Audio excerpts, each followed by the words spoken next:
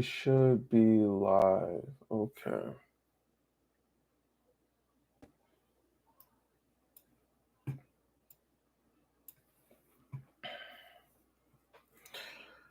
Oh goodness, I had to take me a nap.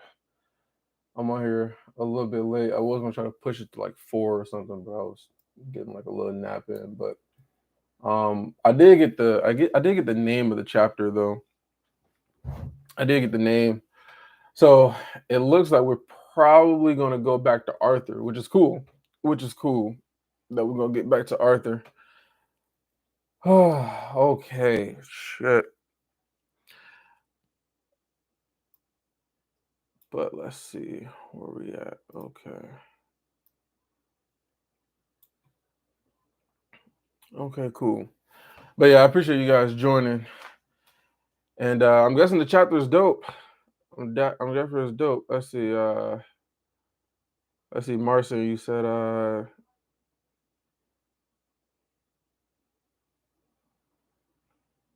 he who fights with monsters. You know what? I appreciate that. I'm gonna write this down because I've been trying to figure out what other novels or anything else I should be looking at.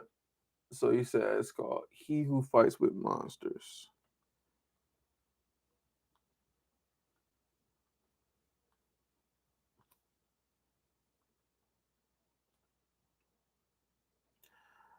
So I'm wondering what that is about. I had to look it up at some point. Let's see what it's about. It was an audio version.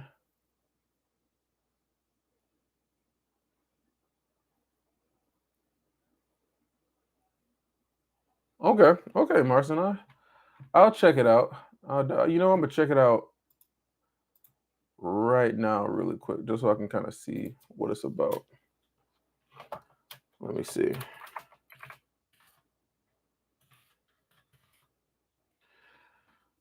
It shouldn't take nothing but a second or two. He who fights with monsters.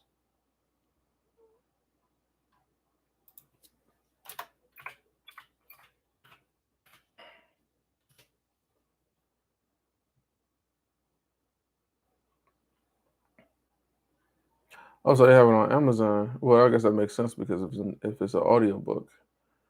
Let's see. All right, they don't have the explanation. They just kind of got the.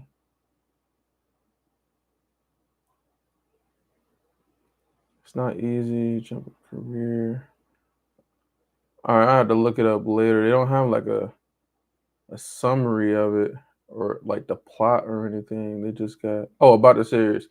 So it's another isekai. Okay. Culture class is a laid back Australian finds himself in a very serious world. Um, so right now I'm looking up this new recommended story. It's called He Who Fights with Monsters. So, experiencing isekai culture class as a laid back Australian finds himself in a very serious world. See him gain suspiciously evil powers through a unique progression system, combining cultivation and traditional elements. Joy a weak, strong story with the main character who earns his power without overshadow. Okay. This looks like it's right up my alley, actually. Okay. All right. I'm gonna save that and probably check it out. I might just check it out, and if it's good, I might make some videos about it. Shit, I don't know. But okay. I appreciate it. I appreciate it for sure. Okay, so back to this chapter, 425. All right.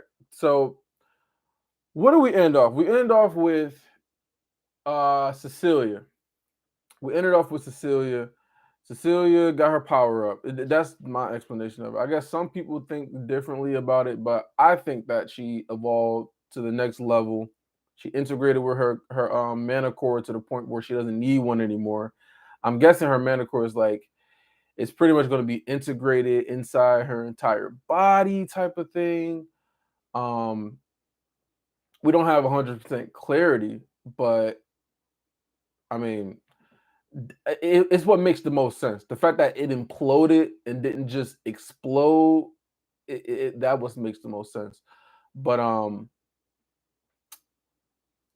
But then let me see. So people talking about like, okay, so what's going on with her core? Because Tessie is in her core. I don't think it's that simple. I don't think Tessie is just in her core. I think that I mean it's still Tessia's body. Tessia's soul is still inhabiting her body. It's just like it's being shielded. Like can you really take over somebody's entire soul, their entire body, and just like, you know, um just overshadow and take them over to where they don't ever come back again? I don't really think that's the case. But we know her beast will was there. I don't know. I don't know really. It's I could see it like being like, okay, Tessie is over and done with. But I could also see it being like Tessie is just in a different area or a different place or a different part of her mind or something like that. Because her memories are still there. Her memories hasn't disappeared. So I don't know. But the title is called Amends. And so Amends gets me thinking immediately that okay, we're going back to Arthur, back to the Beast Glades. We're going to get to see all dear, and he's going to be making amends for what he did to Ellenwar. So I'm hyped though. I'm hyped to see. I'm hyped to see how these people, how these other Asuras are going to react. Like, who's all gonna be there and what clan? Is it just the Phoenix clan? Is it gonna be something some people from the Pantheon races of warriors? Is it gonna be maybe there's a dragon or two there? You know, like I don't know. Like maybe some other people's not cool with what Kez is doing. They went down there too. So I'm really kind of curious as to who's actually all going to be down there. Who's going to be the leader? I'm guessing the leader is going to be Mordain. Are we going to get to see Mordain? You know, so I'm excited about that too. So so yeah. So let's just get into it. Okay. So Arthur Lewin, the dungeon grew darker and more labyrinth as we continue. Mana Beast corpses littered the halls. The detritus of their, I think that's what it's called, of their broken bodies, evidence of the Titan's incredible strength. So she's so he's calling it a Titan. So does that mean that this guy is the same race as Ren? Because we know Ren is of the Titan race. So is he of the same race as Ren? Because he's like just immediately calling him a Titan. I thought he was only calling him a Titan because maybe his height. Maybe he's calling him a Titan because of his height. Because I know he did the whole Earth thing and made himself taller. So maybe that's what it is. The corpses grew larger as we went deeper into the tunnels, and the dungeon became little more than broken walls full of their raw, dug-in nests. As I need to figure out how to say his name. Is it Avier? I think it's Avier because I haven't listened to the way that what is his name from the audiobook. I haven't listened to how he said it, so I think it's Avier. But as Avier led the way, I attempted to strike up a conversation with Ava Skyer. That's what I'm gonna call it. But he only suggested I save my questions for one better equipped to answer them. So he must be like some sort of like he must be just like a regular person. He's not like people in charge. But I guess it makes sense. Why would you send one of your, higher ups out there to go meet Arthur? That don't really make a whole lot of sense because you're risking danger and other shit like that too. But it's so crazy. They're just hiding away in the beast glades. Like y'all should be strong as shit. Like y'all are not like, oh, we're white core mages. No, we're fucking size. No, you motherfuckers are Asuras. Like you can fuck with anybody. Like, how are y'all just hiding out here, just chilling? Like, that's just so crazy to me. They haven't tried to be on Agrona's side. They haven't tried to be on Kez's side. They haven't tried to help out the humans. They just been sitting back here just chilling. Like, that's the crazy part to me. They just chilling. That's so crazy. Our path took us through a second layer of the dungeon. We passed through a chamber at least 100 feet wide and half as high, with dozens of tents clawed into the walls. Tents clawed into the walls. Okay. I really try to just take my time reading this chapter so I understand everything that's going on. Because I swear, sometimes you read too fast, you kind of like skip some stuff, and then you don't really understand what the hell you just read, and you got to go read back again. But anyway, a towering pile of mana beast corpses filled the center of the chamber. So there's just mana beast corpses everywhere, including one several times the size of the others. It was similar in shape, but the strange protruding ridges under his belly, some of which were broken off, and a smoldering heat trapped in his three horns, which glowed like coals.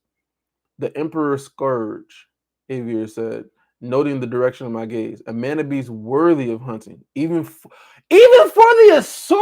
Oh my god! What are you telling me? There's mana beast that even Asuras would find difficult to hunt. That is crazy, man. That is crazy. The Emperor Scourge. That's crazy. So that's crazy, bro. So noting the direction of my gaze, okay, a man of beast worthy of hunting even for the Asura.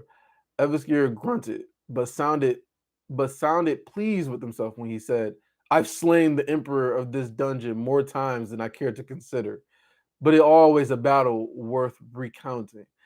That, that's crazy, man. The Emperor's Scourge. So I wonder if Arthur's going to actually meet this Emperor at some point, and how difficult it's going to be for him to try to slay it. That's crazy. I guess this specific beast is only inhabiting the tunnels or the dungeon. So it's not like just out in the wild and like fucking up other animals. It's just only inhabiting the dungeon. The king of the dungeon is what he called it, or the emperor of the dungeon. That's wild. Let's see. From this chamber, it was only a short way to our apparent destination. A second set of large doors, the black wood engraved with the image of a huge bird, its wings spread wide. The engraving was inset with some kind of metal that caught any no, that caught any small amount of light and flickered with a dim orange sheen. Vines crawled down from a crack in the ceiling to the frame or to frame the door with orange leaves the color of autumn flame. Yeah, these autumn flame leaves, it's just a lot of these leaves. I wonder how these things look. Eviskir went ahead. A tall reddish stone staff grew in his fist. Wait. He went ahead. A tall reddish stone staff grew in his fist. When he knocked against the ground, the door swung open, revealing a 20-foot square chamber and another simpler set of closed doors. It's so many doors. It's like doors upon doors upon doors. Like, I wonder if these doors actually really provide any sort of security. Like, if Tessia or Grona came running up in there, are they just easily opening up these doors, or it's going to be, some time to try to figure out the magic and get through them or something? I mean, why so many doors? Is it just to protect themselves from the beast in the dungeon, maybe? I don't know. All right, so simpler set of closed doors. His bestial companion. Oh yeah, I wanted to mention too. So I had noticed rereading the chapter. His bestial companion was just like Boo. It was like one of those. It was like one of the bears. He said it was slightly, or I don't know if it was slightly. He said it was larger than Boo. So I'm guessing it's one of those guardian bears. Took up a position in an enclave at one side of the chamber while Eviskir pushed open the inner doors. They will be waiting in the hall, he said to Avier, who nodded appreciatively and went through. And this some kind of is this some kind of Asuran stronghold? I asked quietly. Avier's tail swished in agitation before he pushed, turning around to look at me. Those doors have not been opened to a human, elf, or dwarf since they were carved from the first of the. Hold on. Let me reread this. Hold on. Those. So this is Avier's telling us. This is the wyvern. Those doors have not been opened to a human, elf, or dwarf since they were carved from the first of the charwood to mature in the beast glades. Carved from the first of the charwood to mature in the beast glades. I wonder what exactly does that mean. Carved from the first of the charwood. So I'm guessing like the first tree that ever existed that had charwood, the type of wood, and then the wood matured in the beast glades. Though you have been invited, it remains to be seen if your presence is welcome. Man, okay, get the fuck out of here. Like, if your presence is welcome. I guess it really just depends on what is their view of Arthur. Do they look at him as like some sort of like it can be an enemy. I don't know. How much influence does Aldir actually have? Do they know who Aldir is? Are they familiar, or did he just show up there like, hey, my king told me, or not my king, but my leader of my clan told me to come down here. So, how's it going? Like, I wonder how their reaction to him being down there. A king's grace will suit you far better here than a dragon's physique. Wait, a king's grace will suit you far better here than a dragon's physique. That is very interesting that he says that. So I guess Arthur has to go into his king gray mode because they don't like that he has a. I guess that's crazy. So would they be looking at him as like, I guess in a prejudice sense, where it's like, oh, you got a dragon's physique, so we don't really like that. So we're gonna discriminate against you because of your body. That's some shit, man.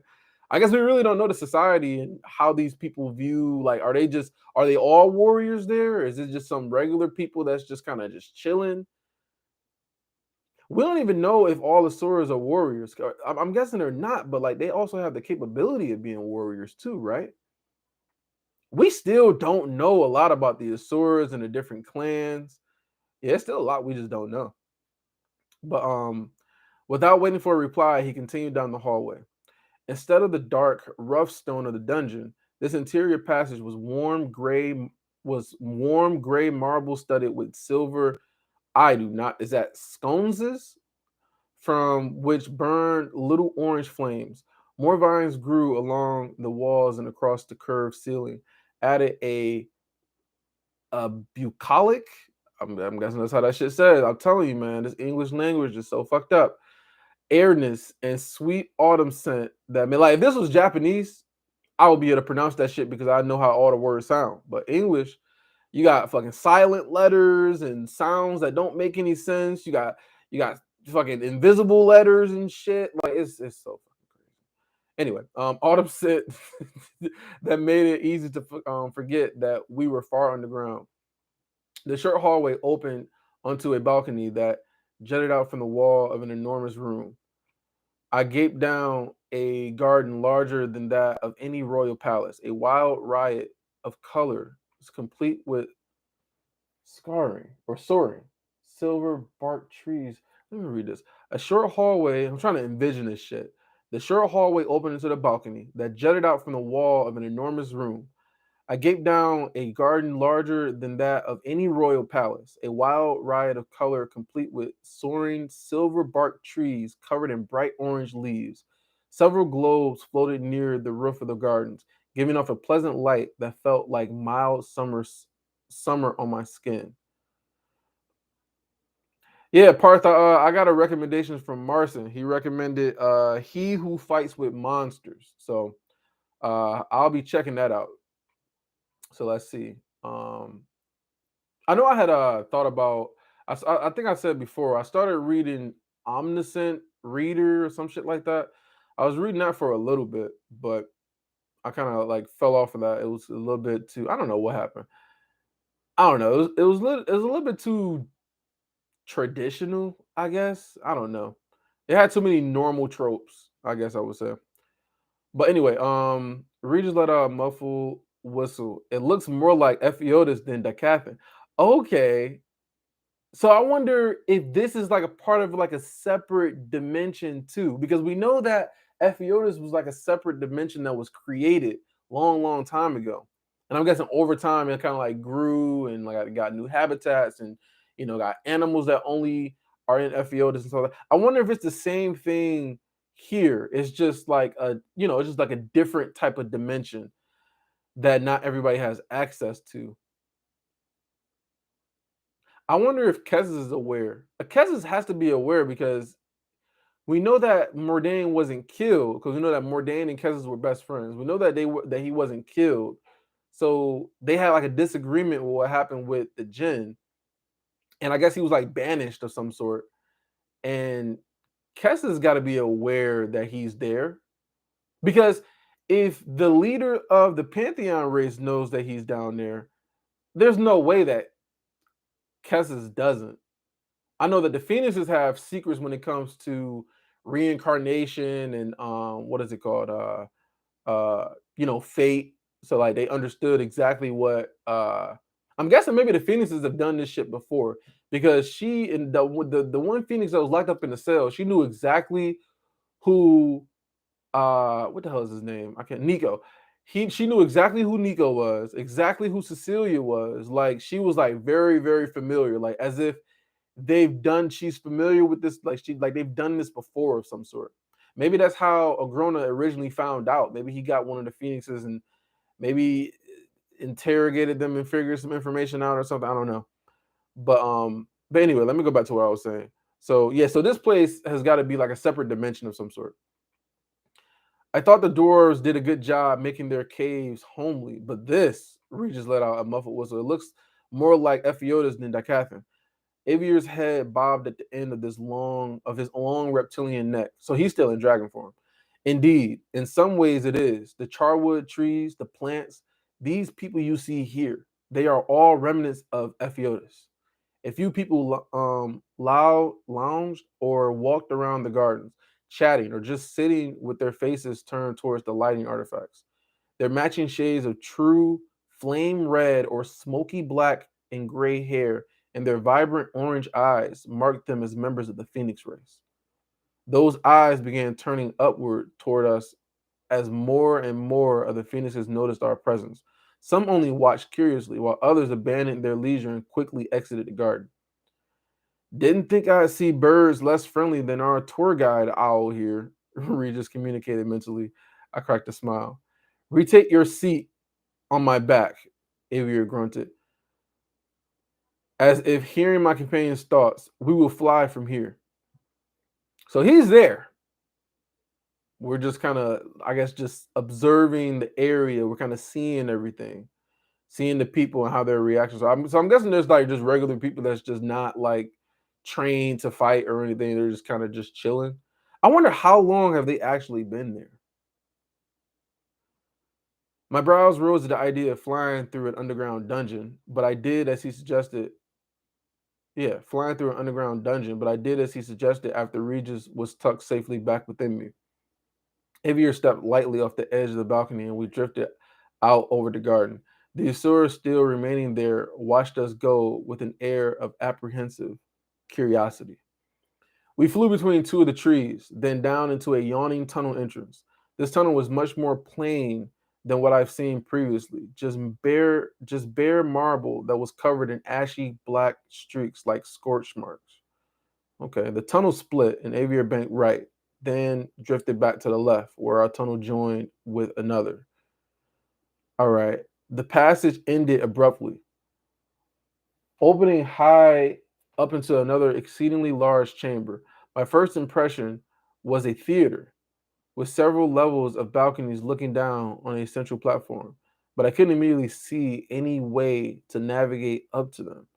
This place is fascinating, man. I would just love to see like this shit animated. Like, I don't know. I guess he just has like really good ideas as far as like how things are like, I don't know, like trying to visualize what it is that he's actually talking about and what he's showing is it's super creative. Um, you say that they've been there before the genocide had happened. Before, probably. So let me think about this. So if they've been there before the genocide, that means that before Mordain even got there, they were there.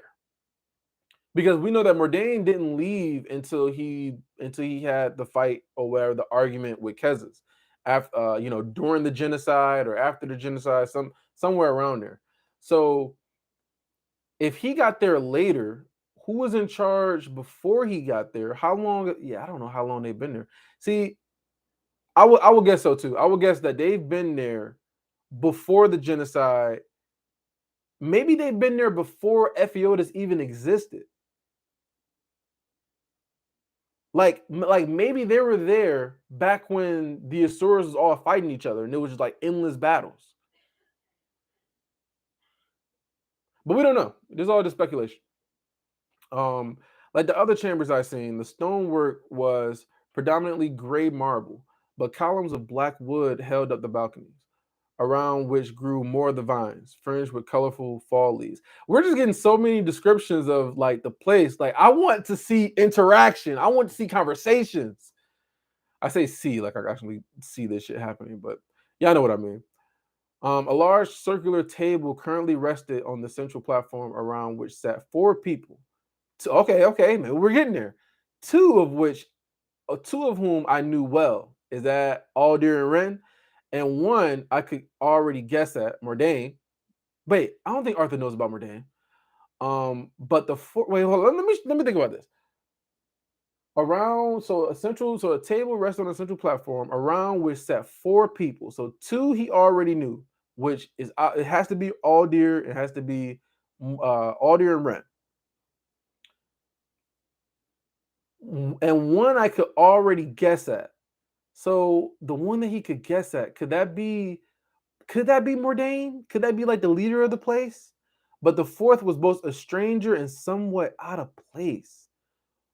Now I'm curious. Avier circled the space once, then landed gently. When I slid to the ground, he transformed back into an owl and fluttered up to a nearby balcony, perching on the railing and watching us with his overlarge eyes. The four figures had stood up from their seats around the table, watching our approach. Aldir was closest to me. So that's check. Aldir's there. He'd abandoned his severe military-style uniform for a relaxed tunic and light training pants, and his long white hair draped over one shoulder, but he was otherwise seemed unchanged. The vivid purple eyes in his forehead watched me emotionlessly, while his regular eyes remained closed. Oh yeah, he does keep his eyes closed. Like, I think the only time he opened his eyes was when he was talking to, I think, Kezis, and it was like a sign of respect. And the leader of the Pantheon race is when he opened both of his eyes. When Ren stood to his left, so that's Ren. Okay, we got that. Draped in a soot-stained white cloak and apparently distinctly out of place in the grand hall. Like Aldir, he looked the same as when I trained with him at Viotis. Dirty, tired, and almost purposefully unkept. Yeah, that's him. The only thing that stood out was a single bright orange feather in his hair. A bright orange feather. Could that be one of the Phoenix's feathers? Bright orange feather in his hair, and the way his observant gaze seemed to burrow into my chest, to my core. He was looking at Regis. That's what he's probably examining. But it was neither Aldir nor Ren who spoke first. A tall man with an athletically graceful physique stepped past Aldir. He was dressed in a golden robe, embroidered, yeah, embroidered with stylized feathers and flames over a cream-colored silk tunic and dark pants. His hands were tucked into robes, held together at the waistline by a dark belt. Markings like like feather stems glowed like coals down the sides of his face. Wait, markings like feather stems, glowed like coals down the sides of his face, which had the same air of eternal youth as Kez's, but where Lord Indreth could only appear dispassionate and smug. This man's sharp-lined face conveyed an undeniable sense of wisdom and curiosity. He was smiling, but there was something complicated about the simple expression. Perhaps it was the way his eyes blazed like two captured suns. Okay, so this is okay. So this has got to be Mordain, right? This has got to be Mordain.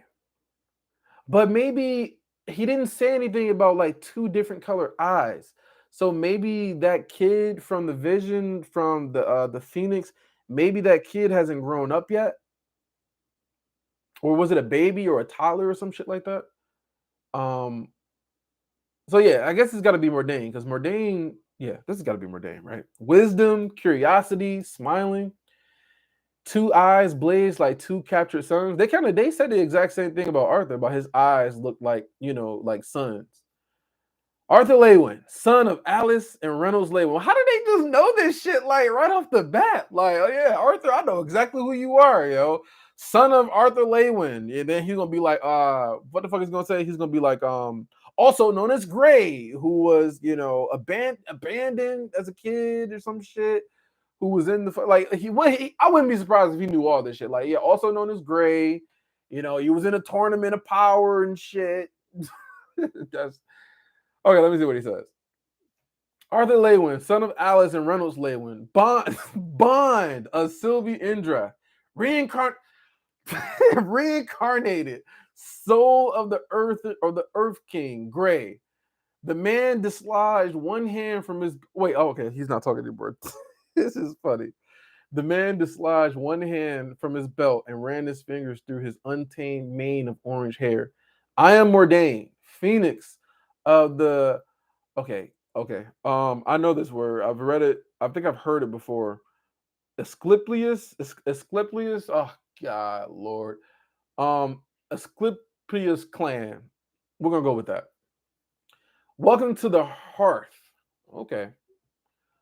I rolled my tongue against my teeth, considering my words. Thank you for the kind welcome. I realize that allowing me to come here must have been a carefully weighed decision, but I have to ask, am I here at Alder's request or yours? Admittingly, it took some convincing on Alder and Ren's part for me to invite you here, Mordain answered without hesitation. The truth is, my eyes have been turned away from your world for a very long time, except, he paused, and some emotion I couldn't identify passed over his features, but recited just as quickly. I found myself quite surprised then when they turned my head and showed me you. But I wasn't immediately convinced that that meeting with you face to face was worth the risk. I'm guessing what he means by risk is the risk of maybe them being discovered, right? I guess people don't know where they are. I don't know how secretive this place is, yo. Like, if Aldir's the leader of his race knew about the place, maybe he didn't know how to get there and what all he had to do, but he knew that, you know, the general vicinity, like search the Beast Glades, they're down there. You can, you know, seek what is he, solitude or something like that. If he knows that, I guess it's possible that Kessis doesn't know, but with Kessis being Kessis, I think he does know. He just doesn't bother with like Kessis is probably thinking like as long as he doesn't interfere with anything, he can go and live there. Cause it's kind of the same way he did a Grona. Like you can just go down there and do whatever you want to do. Maybe I'll keep an eye on you, right? But you can go down and do whatever you want to do. And I guess what he's thinking about Mordain. But listen, if Mordain, another thing I'm thinking about too, if Mordain and Kessis were best friends growing up, typically how it goes in stories is when you're best friends growing up and one person gets held in some sort of like high power, you're pretty close in strength. Like maybe someone's edging you out, you know, like it's probably like something like the Naruto Sasuke type of thing. You know, you grow up as friends and then one person becomes the leader. You're pretty close in strength. So I'm really curious, like, how strong is this motherfucker Mordain? Like, is he up there? Up there? I don't know. Agrona talked about Mordain like he was just like I guess Cecilia can just go there and get some training, no big deal, like a side mission. But if he's up there with Kez's, that's not no side mission. That's some serious shit you got to worry about. Because that's the only reason he hasn't taken over Ephiodus is because he doesn't have the power. Because Kez's will flame his ass. So it's just like I don't know. I'm really curious, man. Like, how strong is Mordain? Anyway, so let me continue. Well, no, I agree. I think Agrona is stronger. You know, it's kind of like the whole Naruto and Sasuke. Like Naruto's stronger, but Sasuke's up there. You know, it's like the 1A, 1B. So I think Agrona is strong, or not Agrona. I think Kez is stronger, but how much though? I think it's only a little bit. That's normally the trope when like two friends grow up and because think about it, they call him the prince. He's like the prince of the lost prince is what they called him. So he's gotta be up there. He's gotta be, you know, like it's really hard to try to like power scale this story because we really don't know how strong the Asuras are. Like, because you got some Asuras that's like they're strong, you know, like they can be like Tassi level or Tacey, not Tassi, Tacey's level, right? And he's been groomed, but he's still young though, because we know about the Asuras that they get stronger with age. their core, I guess, like what is it called? They said their core, like, becomes more dense, and their mana and shit like that. And so they get stronger with age. And we know that the average person that's in charge, they've been around for thousands and thousands of years. So it's really hard because they can be as strong as Tasty, like I was saying, or they can be like Aldir, who can just one shot a bunch of fucking Asuras like it ain't nothing. So it's like you don't really know. You don't really know. But if he's been around as long as Kez, he's gotta be up there. But then again, I think Aldir, because I agree with you, Alex, too. I think Aldir is like one of the top echelon of like Asuras. Like, I think that like it's not normal for an Asura to be able to just one shot a bunch of Asuras like that. I think Aldir is like up there, up there, up there. Like he could be like Shanks level type of shit. I don't know. I don't know. Maybe he rivals Kez's and just like he's just chilling, not really doing shit. Just like Shanks. He just chilling. I can fucking take over the whole world, but I'm just chilling. Like he could sneakily be that strong. Yeah, he was a sword. Yeah, he was considered his sword.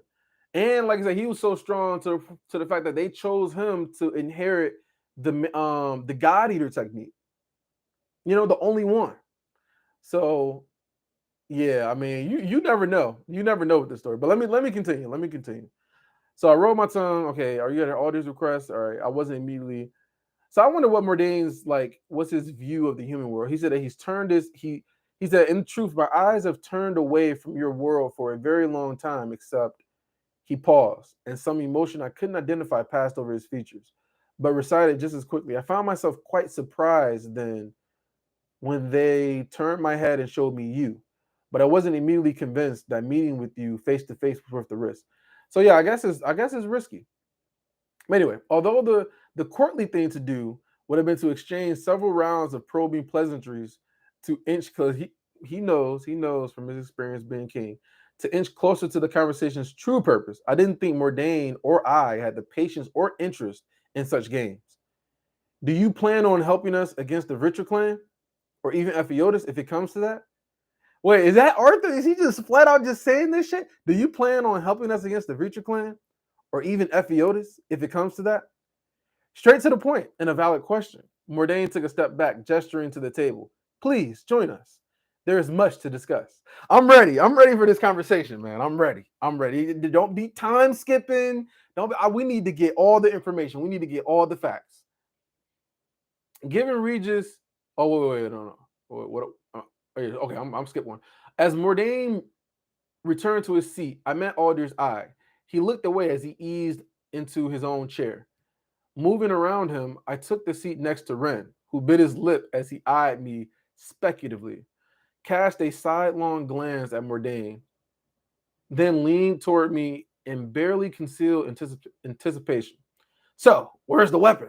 I can sense the authorized energy within you, but giving Regis a nod, a nudge, I forced him out of my body.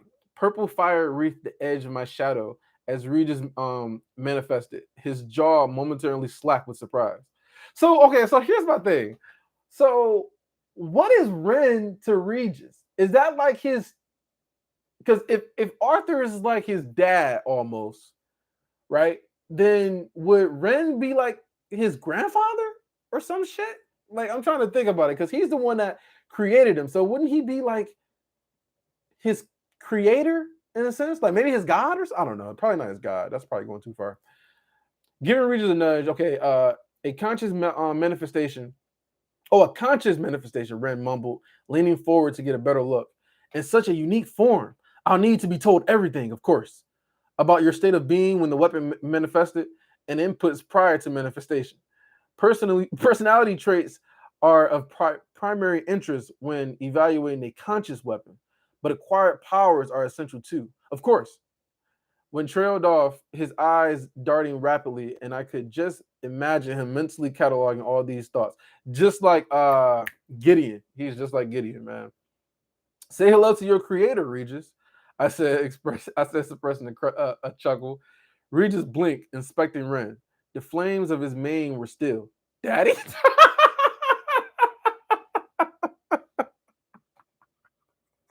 I knew it. I knew he had to say some shit like that, man. But I thought Arthur was more like his dad, or maybe he always referred Arthur as his boss. So maybe he just looked at him as like his leader, I guess, of some sort.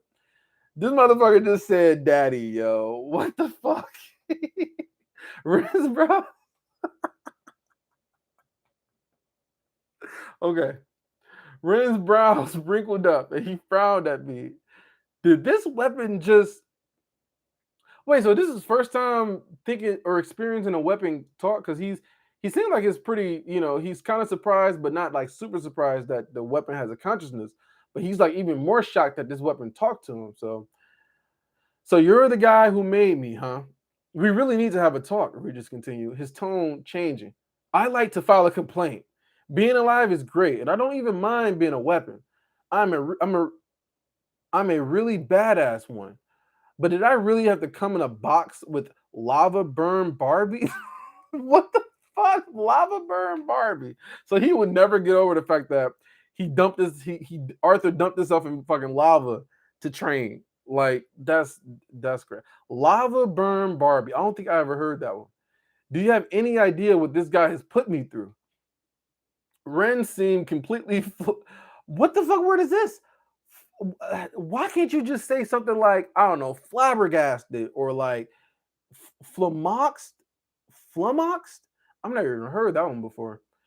As he looked blankly between Regis and me, Mordain cleared his throat. It seems the two of you have much to discuss. With Arthur's permission, perhaps you could continue this conversation somewhere else, at least for the moment. You know how much I love these politically fraught, socially awkward little business meetings, but I'm willing to sacrifice attending if you prefer I go chat with this old loon. Go, but keep your eyes open, I sent back. Wait, that's Regis. Excuse me. That's Regis that said that. You know how much I love these politically fraught, socially awkward little business meetings, but I'm willing to sacrifice attending if you prefer if I go chat with this old loon. Go, but keep your eyes open, I sent back. I want to know anything you discover about this place. Ren's chair floated away from the table, and I realized he was sitting on a stone conjuration, already taking and what the fuck? Animated? That's not animated. Yeah, animatedly. He drifted towards one of the few lower entrances to the chamber, Regis loping along beside him. After watching them leave, I returned my attention to Mordain, but it was the table between us that caught my eye. Wait, is this table? Let me just guess. Is this table the same or similar table that he's seen during his time with the Jinn taking him to the new world when he had the conversation with Kezis? Is this the same table? Is this where the fucking Jinn were? I don't know. I don't know. I don't know. Cause they okay. Maybe it's made out of the same wood, right? That what he said it was a char wood. Maybe it was made out of that same wood, and that's what's familiar about the table. So it might not be the same location, but maybe it was made out of the same wood. But let me see what he's gonna say. Um, After watching and return to Murdain, caught my eye. Its surface had been carved in exquisite detail, bringing to life a beautiful cityscape. It was a city I recognized. Zahora, I said, tracing a finger along the roofline of a building that could. I wonder if they're gonna be shocked by him knowing that name because he said it out loud. Tracing a finger along the roofline of a building that could have been the courtroom I seen in the last Jin trial.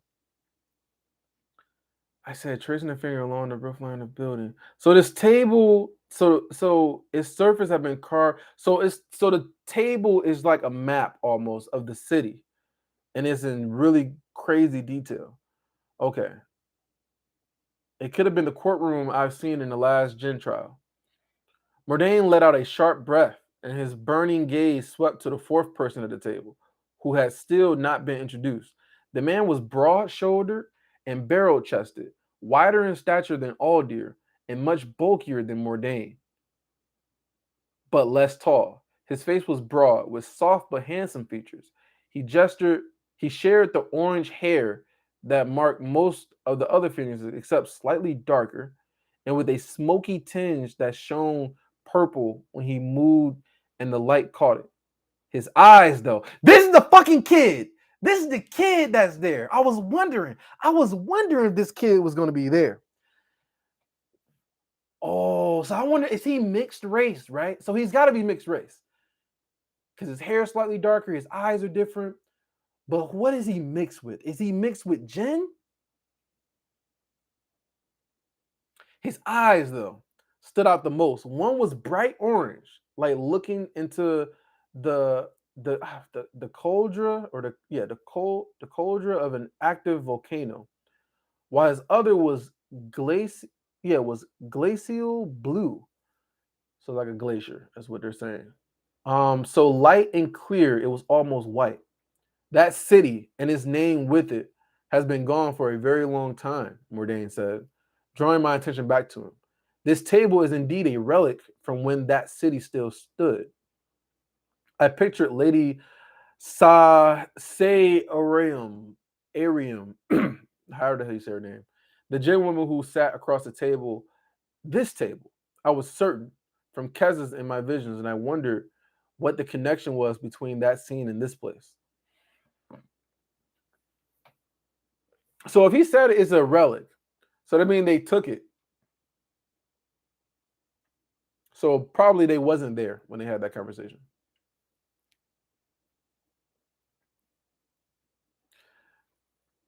I had to put my curiosity aside because I hadn't come to learn about Mordain or even the Jinn. This is all interesting, but I feel compelled to address the reason I came here at all. I said, focusing on Aldir. I know what I've seen with my own eyes. Okay, hold on. Let's get to serious business. That is all interesting. Um, yeah, that is all interesting, but I feel compelled to address the reason I came here at all. I said, focusing on Aldir. I know what I've seen with my own eyes, and I know what Kezes has told me and offered me. I like to hear you answer for your crimes. Let's get to the business. Mordain raised a hand, no doubt preparing to interject some complaint, but Aldir stopped him with a small shake of his head. It is only fair. Arthur was there after all, because he sensed him, bruh. He sensed him. Arthur was there after all. When I used the World Eater technique, my eyes widened slightly. I felt your presence, though I didn't realize it was you at the time. I swallowed past a lump in my throat as I remembered that moment, my vision flying from Elacria to Eleanor, where I watched as Winsome battled Nico and Tessia, already turned into Cecilia's vessel, even though I didn't know it, and Alder destroyed the country I called home for half of my youth, nearly murdering my sister in the process. That's right. Alder continued. So, like, before I even go into this, so I already kind of speculated, right, that Alder is going to, because he's Alder, man. He has principles, right? That's why he has morals and he has principles. That's why he's betraying Kezes in the first place. So all this happened because he destroyed them or destroyed Eleanor at Kez's request. And his morality kicked in, and he just like, this shit is wrong. This shit is wrong. I shouldn't be doing this. This isn't right. So he has to be. I mean, I guess one in a way. I don't know, like because we got to remember, like these beings are gods. They literally look at human beings as lessers. They're lesser species, lesser races, and so for Aldir to be, I mean, he probably looks at Arthur a little bit differently because Arthur was the first person to tell him, like, how about you not call them lessers, right? And so he's like, he took that in and he was like, okay, I'm gonna not call you guys lessers, it's a bit disrespectful or whatever, right? So with him being who he is, it means a lot if he like bows down and like apologizes. Like that is some that is a extremely, what's the word I'm looking for? That is like, it means a lot. That's what I'm trying to say. It means a lot. So if he were to do that, that's kind of telling you a lot as far as like how he feels, how he looks at what he's done, and just everything that transpired. So I'm curious how he's going to show his remorse, maybe his regret, or maybe atone for what he's done, right? Okay, so let's see what he does. I picture lady say a room, okay. Raise the hand, preparing. Okay. So it's only fair. Arthur was there after all. When I used the warrior technique, my eyes widened slightly. I felt your presence, though I didn't realize it was you at the time. I swallowed past a lump in my throat as I remembered that moment. My vision flying from Lacria to Eleanor, where I watched as Winsome battled Nico and Tessia, already turned into Cecilia's vessel, even though I didn't know it, and Alder destroyed the country I've called home for half of my youth, nearly murdering my sister in the process. Alder continued to speak, but I didn't interrupt as he explained what happened afterwards, how he began to doubt his purpose and Kez's leadership, was banished from the Thyestes clan at his own request, and fought against soldiers he himself had trained. He retrieved a small box from a hidden dimension artifact and set it on the table in front of me. I had a first thought to come to you immediately and offer to assist in retaking Decathlon. Okay, so he did think about coming down there and help that retake Decathlon, but I was uncertain you would accept and understood all too well how your people would look at me like a monster. Ren agreed. Ren agreed, yeah, like a monster. Ren agreed, and so we bided our time, taking up temporary residence in the flying castle. Wait, hold the fuck up.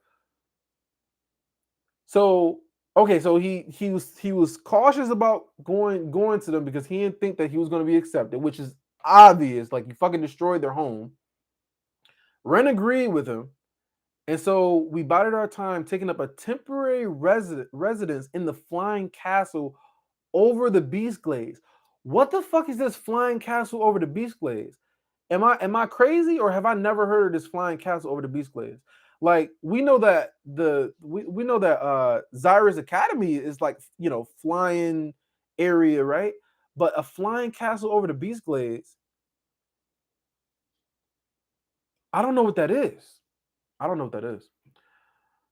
Since the Captain's forces hasn't attempted to take it back yet. Wait, what? Taking up temporary residence in the flying castle over the Beast Glades since the Captain's forces hasn't attempted to take it back. So this is in Alacria, not Alacria. This is in Decathlon. The flying castle over the Beast Glades. Was the castle over the Beast? Oh, you know what I'm thinking of? This must be the place because it's crazy because I just did the chapter review of this chapter. What was it, 143 or some shit like that? This must be the castle that Arthur was taking with shit. What's the fuck is her name? I keep forgetting her name. Um the you know what I'm talking about. When he was taken there for the trial or whatever, the little farce of a trial that they had, and that when they had to fly through the Beast Glades to get there, that must be what he's talking about. That must be what he's talking. And I think that's also the same place where he met the three lances, and and it was battling him and shit like that, and what's her face? Um, not is it not Aya? It's the fucking wind lance. Anyway, they was fighting him and shit, and he was there, and he was just kind of like, listen, I'm not trying to bring the whole castle down, like just chill. And he told them where they were at in Sanctuary and shit. So that must be what he's talking about. That has to be what he's talking about. Veray, yeah, Veray and Alfred. That's what. Thank you, Veray and Alfred. I keep forgetting Veray's name a lot of the time. But anyway, so he was banished, flying over the Beast Glades, having to take. I became aware of them almost immediately. Mordain interjected. I became aware of them. Hold on, let me reread this for a second. We agreed, and we bided our time, taking up temporary residence in the flying castle over the Beast Glades, since the captain's forces haven't attempted to take it back yet. I became aware of them almost immediately. Oh, Mordain became aware of Ren and Aldir immediately. Maybe he has like some sort of like future sight or some shit. Maybe like he can like see in distant areas. Mordain is what I'm talking about. Our security is very reliant on knowing when other Asura are around. But it helped that my sources in Ephiodus, oh, he got sources, bruh, had made me aware of the situation with Aldir. So maybe the Thyestes clan leader, he has like sources in the Thyestes clan, which is why he's able to know all this shit too. Let's see. I'll just pause for a second. I mean, Arthur called Cordry's King's Force amateurs compared to grown-ups?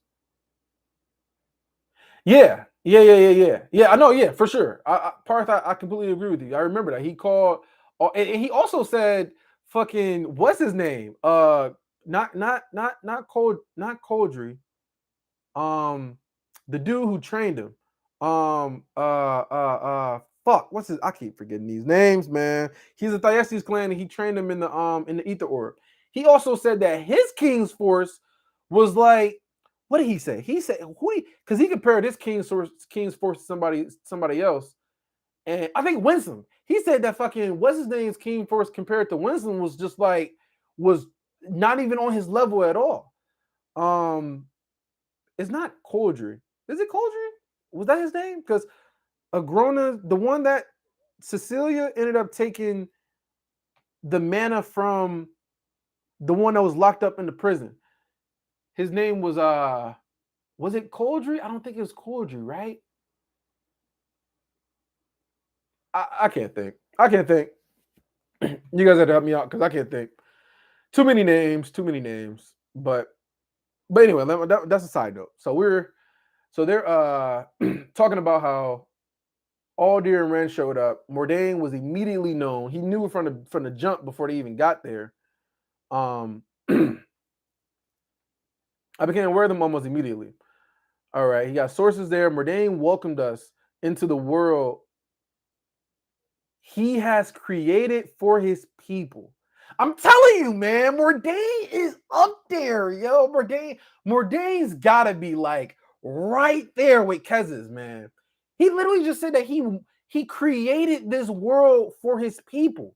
So that means that, so what that tells me is that maybe this world possibly existed a little bit, but Mordain came there and made it like a home. He made it his own for the people, and maybe he's the one that created, like, shit, he might have created the dungeon. He might have created, the walls and like the doors and shit. Like, I think that Mordain is the main reason why this place exists. Just based off of him saying that. I became aware of them all immediately. Mordain welcomed us into the world he has created for his people. And so I've waited for an appropriate time to meet with you, Aldir finished. Throughout his explanation, he spoke with the cold efficiency of a soldier delivering an important missive, clerical and absent of any emotion. Are you not sorry? He's a god, bro. He's been trained to be a soldier. Like, he can express it and like feel what happened, but to be able to like, because think about it, like these guys have not been, like, the only other challenge to them is another Asura. So when you've been trained, like he said that he's been battle tested and trained from youth to be a warrior, to be the sword of Kezes, right? So you don't have time for emotions. That's why when remember they was having that whole meeting when all the clans all came in, and Kezes did like a little flex of his mana, and everybody shut the fuck up and stuff. When they had this whole, the combativeness about Tacey dying and all that stuff. Remember he was talking to one of the elders, one of the leaders of the clans, and he was talking about how, he had somebody who liked him back when like back in one of the other clans, some woman liked him or whatever. And remember how he was talking about that? He don't have no time for relationships, for love. He is being just trained to the utmost to be a warrior. And so he doesn't have emotions. He doesn't, like, he can feel it. Oh, he can feel it, but he probably can't express it. So anyway, are you not sorry? I asked. The words raw in my throat. Alder only nudged the box slightly closer to me. I brought you this small token. What could this small token be? Small token. Is it something that's part of Elenwar? Maybe some seeds to grow the trees or something? I don't know. Maybe, I'm trying to think. I don't know. I don't know what this token could be. I nearly struck the box off the table to shatter on the floor, but I restrained myself instead. So he's pissed. Arthur's pissed right now. He's reining it in. So, like I said, we know that Arthur is extremely emotional. He's an emotional person, but he has the ability to like cut off his emotions and restrain them, which is part of keeping masculine frame. So that's good. You don't want to go out like a fucking throwing a tantrum and all going crazy, losing your control. You'll be looked at as weak. You'll be looked at as lesser. So Arthur's done a really good job of like being able to, because the one thing from cutting off your emotions, and another thing is like restraining them, keeping them inside, and still like doing what you got to do. So he was about to just smash off the box off the table and shit, but he kept his composure. And so he nearly shut the box off the table to the floor, but restrained myself. I deliberately lifted the lid off the box. It was full of dark. I think is that fragrant? That's not fragrant. I think it could be fragrant. I don't fucking know. Soil from the slopes of Mount Gialis. Gialis is in Ephiodus, and that's where him and Winston was talking when he was talking about Mordain. Yeah, I think that Mount Gialis. Yeah, it was the fucking mountain. It was the big ass mountain beast that I guess it was one of Kez's ancestors. One of Kez's ancestors defeated this fucking Mount Gialis or whatever. And I don't know if y'all remember this, right? So he defeated the mountain Gialis or whatever the fuck it was. And part of the thing that they made it like some sacred area to where you can't use mana when you're climbing or you're on that mountain. So he took some of the dirt from there and giving it to him. But what like is that supposed to help grow or nourish everything or something like that? I wonder what exactly, like, what are the specialties of this dirt? Like, what is the yeah, like what does this dirt actually do? It has to be something special about it. But yeah, that Mount Gialis, whatever, that all kind of came back to my head again. Um, Alder says stiffly, I hope that perhaps it may help make amends by undoing some small part of the destruction I've caused. So yeah, properties, that's what I'm looking for. What special properties does this dirt have? So he said that he thinks it might be able to undo some of the destruction he's caused. So I'm guessing just because he destroyed, I mean, this man eater technique shit, man, it not only did it eviscerate the entire, like the buildings, the area, the dirt, everything, it destroyed the mana. Because remember, it combusts with the mana in the atmosphere and just everywhere, and everything just explodes.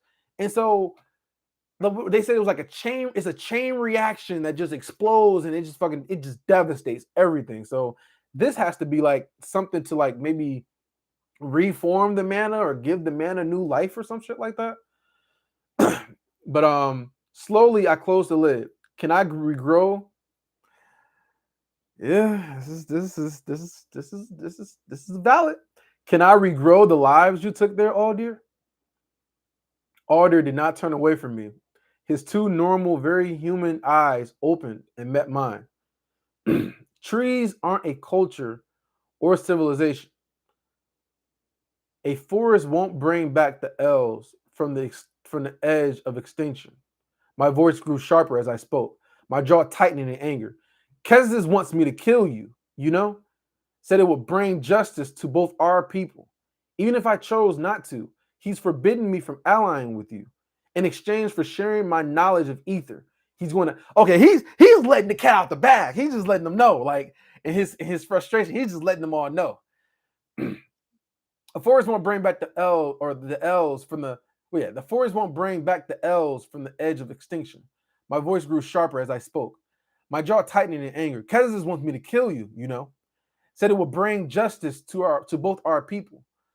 But if I chose not to, he's forbidden me from allying with you. In exchange for sharing my knowledge of ether, he's going to help us protect Lycathan from Agrona, a deal which your continued existence puts in jeopardy. A meaty fist pounded. Is this meaty fist? Is this the different color eye guy? A meaty fist pounded the table, making the box of soil jump. We all turned to face the young Asura with orange and blue eyes.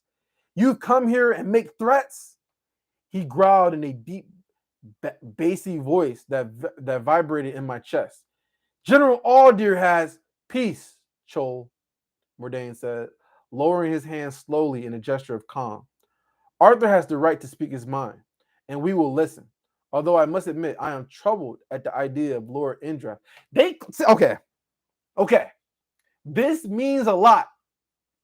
Okay, I want y'all to notice this. This means a lot. He called him Lord Indra. So he still holds respect for Kezes. Because remember, Aldir, when he what is it called? When he betrayed him, he left. He called him to Winsome, and it pissed Winsome off because Winsome's a little, he that's daddy over there, right? So he's mad anytime you say anything negative about daddy, right? So Winsome was pissed off because he called them Kezes. He didn't call them Lord Indra anymore. He called them Kezes, and Winsome was pissed. So that's the sign of disrespect. So Mordain still has respect towards Kezes because he's called him Lord Indra. He's probably still fond of him too, because he grew up together. They probably was together for thousands of years, right? So Arthur has the right to speak his mind, and we will listen. Although I must admit, I am troubled at the idea of Lord Indra sending dragons to Decathlon. Even if he upholds his end of your bargain, which he just might if the payoff really is etheric knowledge, that means that he already has loyal soldiers in position to strike when you are no longer of use to him. So he probably understands Kezes better than anybody. So he knows exactly what he thinks, or how he thinks, I should say. So even if he upholds his end of your bargain, even if he upholds his end of your bargain, which he just might if the payoff really is etheric knowledge, that means that he already has loyal soldiers in position to strike when you are no longer of use to him. Man.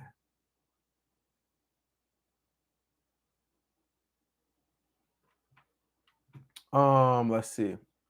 I kept my hard stare on Chul for a moment longer, then addressed Mordain. You mean the presence of Indra forces will put the hearth, I think that's hearth, it could be hearth too, at risk of being discovered. There's no way they don't know about this place. Maybe they don't. I don't know. It's kind of 50-50. It would, should it come to that. You mean the presence of Indra forces will put the hearth at risk of being discovered? It would, should it come to that. Mordain agreed amicably. But things are advancing that are outside of your ken with the legacy. Oh, so he already knows what's going on with Cecilia, yo.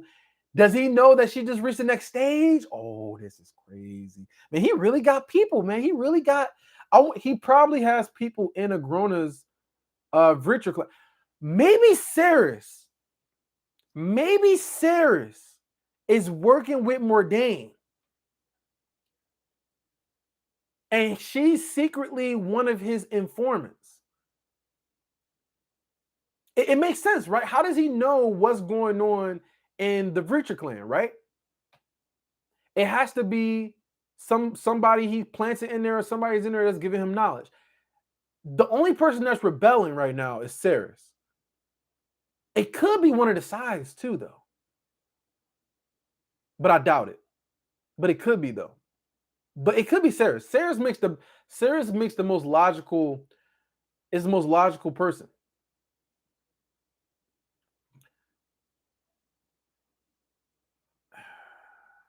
Because even Saris, I don't think ever met Kezes. And I remember she talked about Kezes as if like she knew him. And how would she know? Remember when she was talking to Aldir, right? She was talking about Kezes as if she already knew who he was, like she met him before. But the only way she even get that knowledge of like who Kezes is if she maybe talked to somebody who knew Kezes better than anybody else, like Mordain. It makes sense to me. Oh no, but Agrona. Okay, so yeah, so to come to that, but things are advancing that are outside of your kin with the legacy. I focused in on him, goosebumps rising all over my body at the mention of the legacy. Agrona has long held one of my people prisoner. I've been able to sense? You can sense what they go through? I've been able to sense some of what she's been through. And very recently, she was executed. His eyes flicked to Chul, almost too fast to see. Did he know her? Yeah, because she had like visions of him. So, like, I'm guessing she only had visions. Maybe she had some sort of relationship with him. The legacy absorbed all of her mana, killing her. Chul stood suddenly, sending his chair crashing backwards. And still, you refuse to move against a Grona. Oh yeah, he had some sort of relationship with her, yo. He's pissed. He's pissed, yo. Yeah. Observation hockey, absolutely, absolutely. He's got observation hockey. I was just saying that earlier with his eyes and shit. Like he's got to have some sort of like long range, like fucking Shanks level observation hockey where he can see what's going on. From like he sensed what she went through. Like that's crazy. That's crazy. And think about how far Alacria is from the Beast Glaze in Dichotomy. Like that is wild, man. That's wild. That's wild. I'm telling you, Mordain is top. He is like, if you want to talk about power rankings, well, I could do some type of power rankings and shit. If Kez's is number one, Mordain's like two or three. Mordain's two or three, man. There's no way. There's no way. Alder could be top three too. You never know. But although I think Mordain could be, man, he's got to be top three. At least top three. At least top three. At least. Anyway, Agrona has long held one of my prisoners, my people prisoner. I've been able to sense some of what she's been through. And very recently she was executed. His eyes flicked to Chul, almost too fast to see. The legacy absorbed all her mana, killing her. Chul stood suddenly and sending his chair crashing backwards. And still you refuse to move against Agrona, he shouted, his voice booming like a cannon. We mourn the loss of your mother a very long time ago. That was his mom? Yo. Damn, that was his mom. Mordain said, his voice soft and full of controlled despair. What of you, stranger? Chul demanded, putting both hands on the table and leaning over it toward me. Are you afraid to fight back against the Vritra? Will you hide your nation beneath the wings of dragons and stick your head in the sand? I like Chul, bro. I like Chul, man. He's he's growing, man. He's growing on me. I like it. He seems like one of those. Who can I compare him to? He seems like one of those just like not barbarian. I don't want to cast him like that. He seems like one of those people who's just like come in there and just start fucking people up, just wreaking havoc on everybody, man. Like he's the type of person that like they'll chop your head off and then he'll eat your skull or some shit. Like that's what he reminds me of. Like and then he'll shit your ashes and then feed it to your children. I'm liking Chul, bro. I'm liking Chul. Exactly. But it's kind of an insult to compare him to Micah, though. it's it's kind of an insult. Like Micah's way too immature. Chul just seems just like a savage. That's what he seems like to me. Um, Forgive him, Mordain said, giving the young Asura a stern look. Lady Dawn, yeah, that was her name, Lady Dawn, was in prison when Chul was only a boy. Yo, he's had her for that long? Wow. He's had her for that long. And how old is Chul? We know he's young, but young to Soros could be like 500 years old. Or he could be like Tacey's age.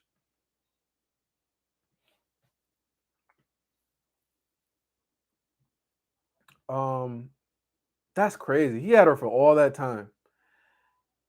He would see us fly to battle, raining fire down on Tegrin Kalem in retribution. Are the others like you? I asked Chul, who are eager to leave your hiding place and take the fight to Agrona? He crossed his muscular arms and turned his head to the side, looking away. No. You will find that those here prefer to live out their lives strolling in gardens and forgetting that they were once the mightiest hunters in Ephiodus. They became docile, bruh. That's what peace does to you. Peace makes you docile. Peace makes you weak. Look at the United States. Weak. Let me stop talking shit, bruh. But listen, that's what it does. And you can use that as an example, man. Weak, man. People don't know, they don't understand, they don't have those same calluses on their hands. They don't have those same muscles that they flex. They've been wandering around in gardens. So here's the difference though.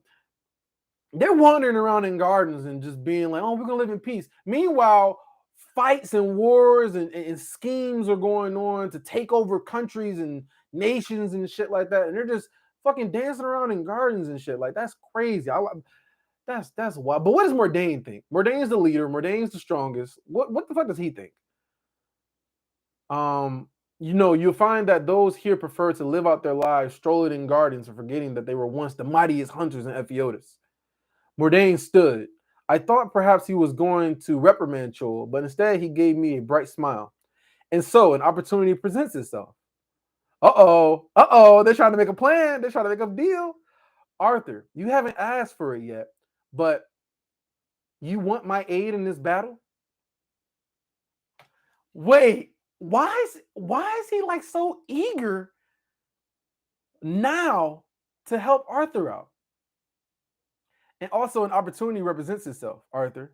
You haven't asked for it yet, but you want my aid in this battle. Oh, that wasn't a question. That was more of a statement. You want my aid in this battle. Chul, you wish to leave and bring your fight to the Vitra clan? I saw immediately where he was going with this. It's almost amazing the way you, Asura, can twist things around. Bro, what is he doing? Hold on. Let me read this for a second. What the hell is Mordain doing? So he's doing some scheme, because I even read that wrong. And so an opportunity presents itself, Arthur. You haven't asked for it yet, but you want my aid in this battle. Chul, you wish to leave and bring your fight to the Vitra clan? That wasn't a question mark. That was a statement. You wish to leave and bring your fight to the Vitra clan. I saw immediately where he was going with this. It's almost amazing the way you, Asura, can twist things around to try and make what's good for you sound like the best thing for everyone else too. It sort of seems like you're just setting me up to babysit an Asura who is straining your patience. Babysit? That's offensive,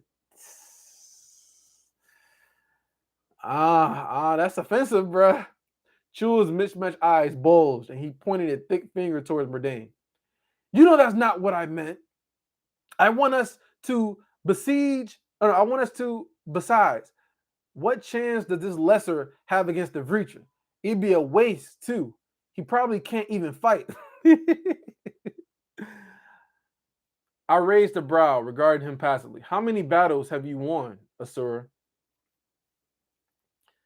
Perhaps a spar then. Oh my God! Is this really about to happen, bro? Oh, there's no way. His pride. Listen, this is Arthur's pride kicking in right now. This is like, wait.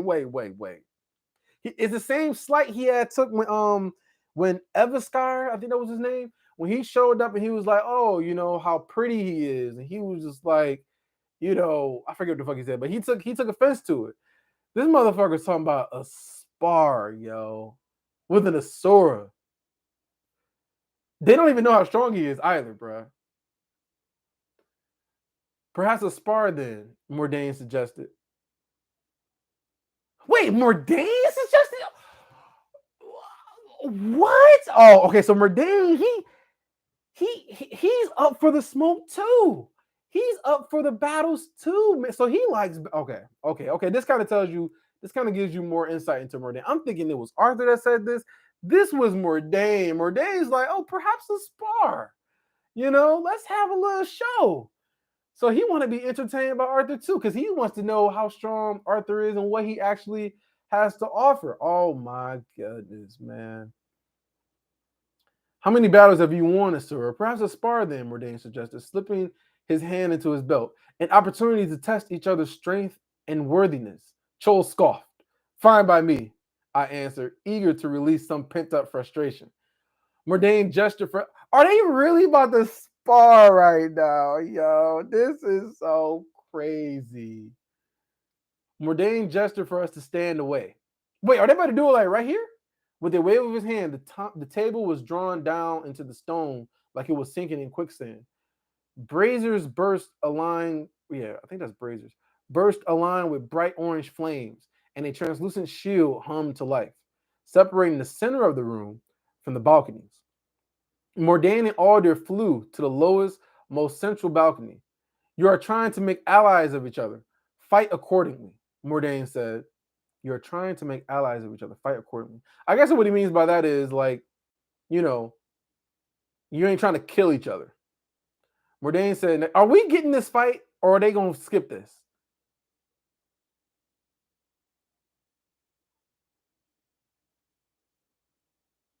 So fight accordingly, Mordain said next to him. Aldir wore a thoughtful frown. Chul cracked. This is I'm hyped for this, man.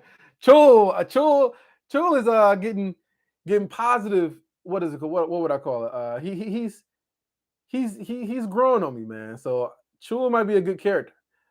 Chul cracked his neck and raised his fist. Each one the size of my head. Ready, human? He didn't call him lesser. He didn't call him lesser. A little bit of respect, right? I rolled my shoulders and reinforced the ether clad in my body, but I didn't conjure my weapon or armor. Instead of speaking, I lunged off my back foot, sprinting forward. Despite his size, Chul was fast. His stance shifted between one step and the next, and his fist burst into flames. Oh shit! As it shot towards my face, falling to my knee. Oh, maybe that's what he mean. He ain't conjure a sword or anything because he ain't trying to kill nobody, right? Falling to my knees, I slid. Oh, I can see this shit. Falling to my knees, I slid beneath the punch, hooked his arm with mine, and let myself be pulled up by the force. This is the Coldry training, bruh. Or Cordry. Yeah, I think it's Cordry. Instead of speaking, I lunged off my back foot, sprinting forward. Despite his size, he was fast. So he's falling to his knees. Oh yeah, so back up by the force, driving my knee into his ribs. Fire attribute mana exploded out from him in a nova, pushing me backwards like I was while I was still in the air, and he pounced after me. His fists clenched together and held over his head like a hammer. So we're going fisticuffs right now.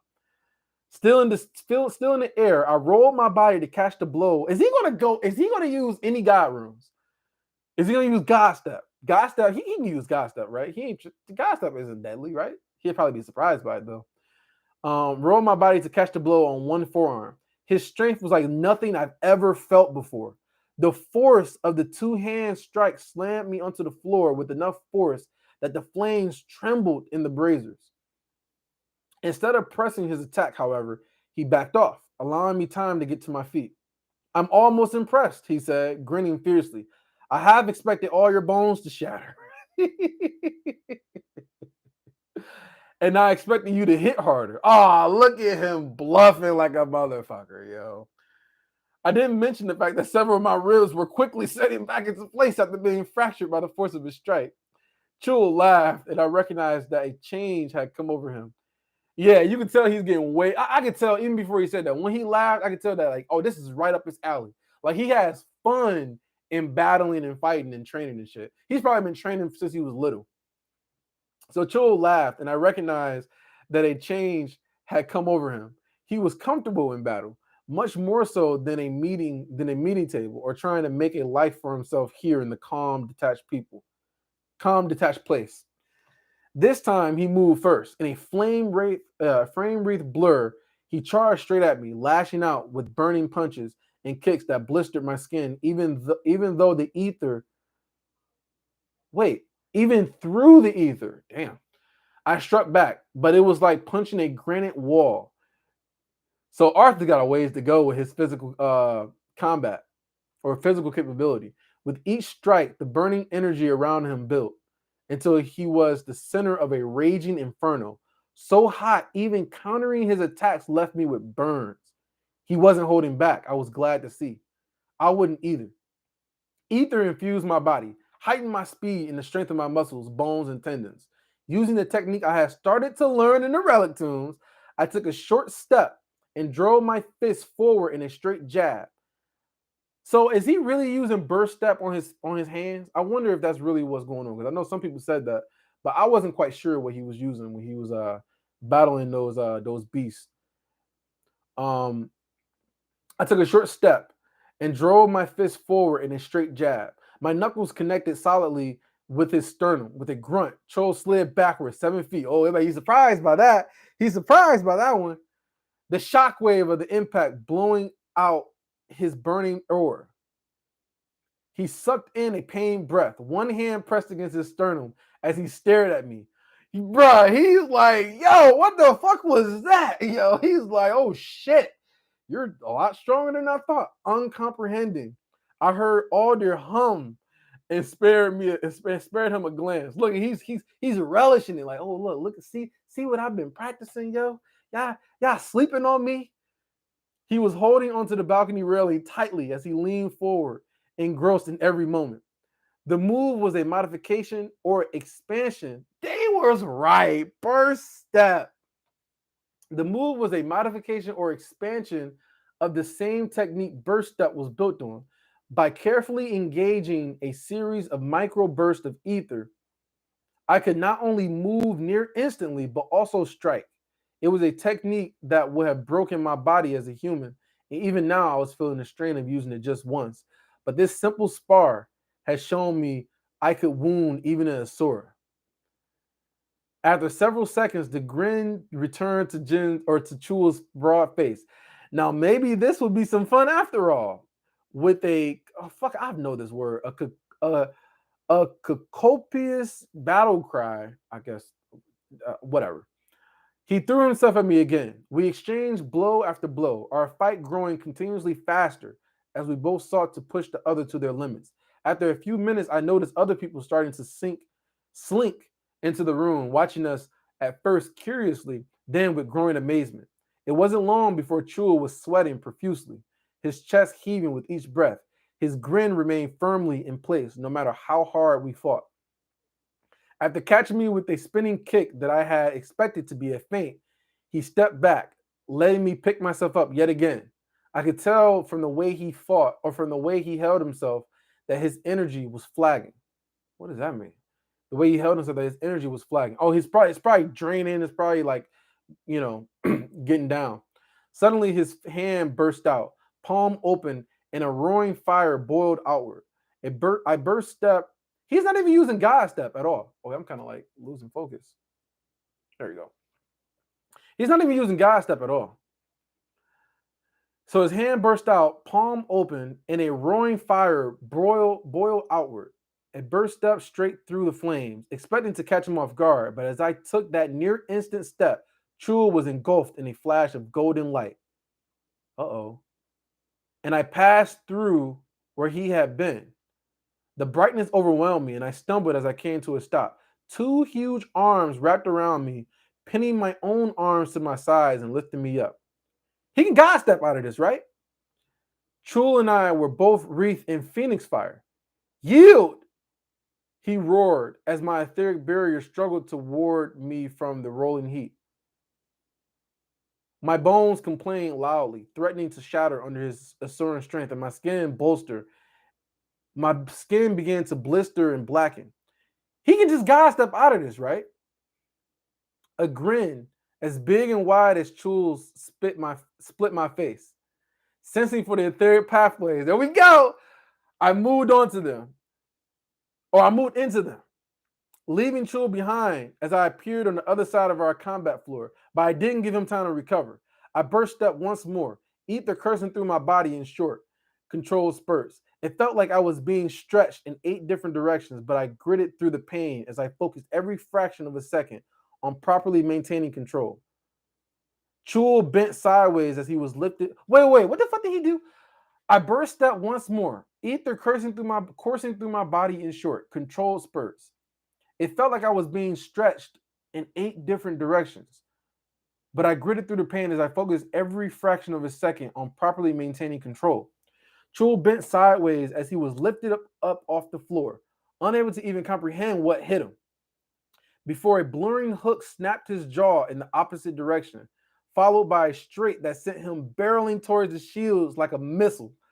God damn, man. Thin wisp of violet tinted smoke rose from my mending arms as the young Asuran crashed heavily against the protective barrier surrounding us and fell to the ground. The shields fell away, and Mordain was at his side in an instant, more casually. Aldir drifted down from the balcony toward me, expecting me seriously. I allowed a moment for my wounds to heal as ether seeped from my core into my broken bones and burned flesh. I see your physique is no longer a barrier to utilizing Mirage Walk, or at least your version of the technique, Aldir said, brushing out a flame still lingering on my clothes. Very illuminating battle. Bruh, this was hype, bruh. Like this is he literally ended the fight with a punch that sent him flying towards the barrier onto the ground. You got Mordain there casually by his side, like, are you okay? Are you okay, Chul? Bruh, he didn't see that coming at all. But then again, this wasn't a full 100% fight. Like, there was no swords being used. He didn't use Realm Heart at all. You know what I'm just thinking about? He hasn't even inspected the new fucking Keystone. He hasn't even expected a new Keystone. He hasn't even really gone into his new insight with Godstep. Like, we are still like, he like put all that shit on hold, and we're just getting like all this stuff with the Beast Glaze and Mordain and shit. Okay, the fight lasted a little bit shorter, or it didn't last as long as I thought it would. Yeah, no Regis, no destruction, no nothing. Like, this is all just, man. But okay, so I was thinking too, and like how Arthur still needs to get stronger. Like, he hasn't really grown in strength since he fought the Wraiths, right? Because remember, he like awakened or got new insight with Realm Heart, and that's how he was able to, repel their mana. But since then, he hasn't really gotten any training other than the little bit of training he did in the Relic Tombs with that whole burst step attack. But other than that, he hasn't really got any training, or so he still needs to train. What if he trained with Aldir, man? That would be crazy. That would be crazy. Anyway, um, a good fight. Oh no, I skipped the part. Very illuminating battle. Meanwhile, Chul was struggling to his feet despite Mordain trying to keep him prone while inspecting his wounds. The big phoenix bullied his way past and marched up to me, clenched fist and huffing like a startled moon axe. A good fight, I said, holding out my hand. He looked at the extended appendage, batted it aside, then wrapped me in a crushing bear hug. A good fight, he bellowed, making my ears ring. He suddenly released me and took a step back, his fist on his hips. A good fight, he says. He repeated, grinning brightly. A damn good one, I say. Listen, man, Chul he likes the smoke, man. He relishes in the smoke. Like, that's crazy. That's crazy. I'm liking Chul, bro. I would hope that Mordain will help with some training. I mean, I'm telling you, Mordain's top 3. There's no way he's not. So, not letting his enthusiasm obscure the reason for our spar, I held his gaze until the grin started to fade. I noted towards the end you seemed to be running out of energy, though. He sombered quickly, looking at the ground for several seconds before answering. I'm only half Phoenix. My mana tends to burn up fast.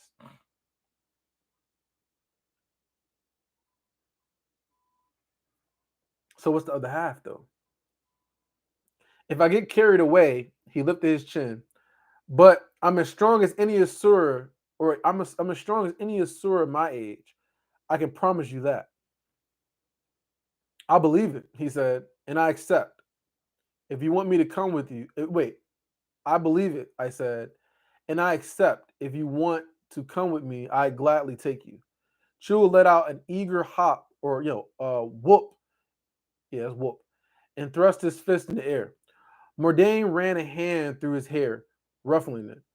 I know that for you, Arthur, this will be. Wait, Mordain ran a hand through his hair, ruffling it. I know that for you, Arthur, This will just be going home, so to speak. But for the Asclepius clan and all the other Asura who have joined us here, this will be a momentous occasion. If you don't mind, I'd like to arrange a celebration to mark Chul's leave. So he's like legit, like gonna go with him. Like, listen, you want to come and join the fight? Come with me. But here's the thing, though. We still don't know what Arthur's going to do with his arrangement with Kezis. Because if Kezis has dragons there in not Ephios, in Dicathan, and Chul is there, they're gonna recognize him like, wait, who the fuck is this Asura you got with you? And they're gonna be raising questions. They're gonna wonder where the fuck he's from, So how would that even work? Will he keep him in hiding or something? I don't know, but I wonder what his other half is. If he's half Phoenix, the blue eye, who has blue eyes? He's not half dragon because we know that. I think the dragons have purple eyes. I don't know. Who has blue eyes? I don't know. If you don't mind, I'd like to arrange a celebration to mark Chul's leaving. My mood immediately soured as I considered everything that needed my attention back in Voldorio and beyond. I'm sorry, Mordane. Time may stand still here, but it is rushing by out there. And I don't know when. Yeah, does time change here? I mean, time is different. And I don't know when a groaner will strike again. Mordane's eyes seemed to age rapidly as I looked on. But when I blinked, he was the same as he had been. Of course, Chul, go prepare to depart. Why is he just so like cool with Chul leaving? Chul's face slackened, and I could see the reality of his situation falling on him. Of course, he said, seemingly slightly out of sorts. Mordane's eye seems to age rapidly. Maybe this is him using his conqueror's hockey, or not conqueror's hockey, his observation hockey. Maybe his eyes aging rapidly. Maybe he's looking into some shit about some battles, potential battles or some shit. Chul's face slackened, and I could see the reality of his situation falling on him. Of course, he said, seeming slightly out of sorts, then hurried off, flying up to one of the many tunnels exiting the theater. He has the fiery temper of his mother, Mordane said. So his mother is Lady Dawn, which was locked up in Tagrin Calum, and she got killed by Cecilia. So who is his father? He has the fiery temper of his mother, Mordane said, watching him depart. But her strength as well. You'll find no fiercer ally in your battle against the Reacher. I felt myself frown, catching something that had gone unsaid in Mordane's words. And what about his father? He's a half phoenix, he said. Wait. And what about his father? He's a half phoenix, he said. Wait, why is that's weird? I felt myself frown, catching something that had gone unsaid in Mordane's words. And what about his father? So this is Arthur. He's a half phoenix, he said. That's weird. Who? My mind jumped to the table now hidden beneath the stone. He's half jinn. That's what I thought. But here's the thing, though.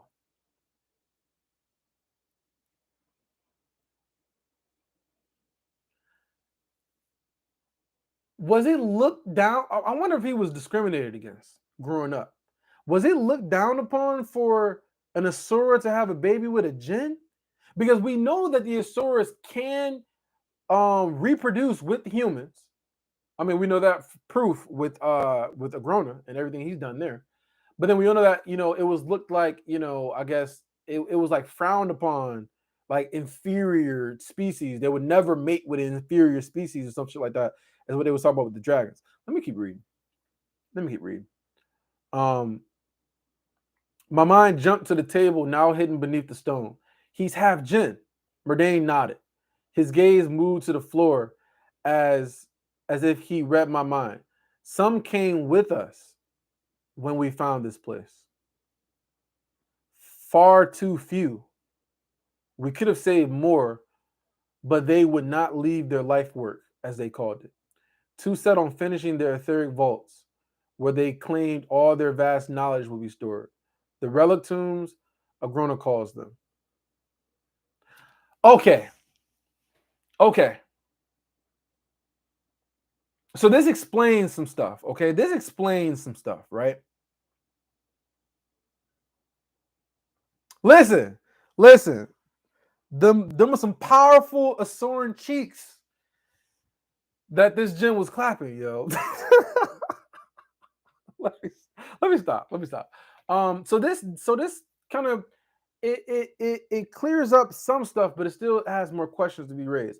So if they mostly died during the attack because they were trying to finish up their the relic tombs, and if some of them came with, because he said that some came with us when we found this place. So they found this place, far too few.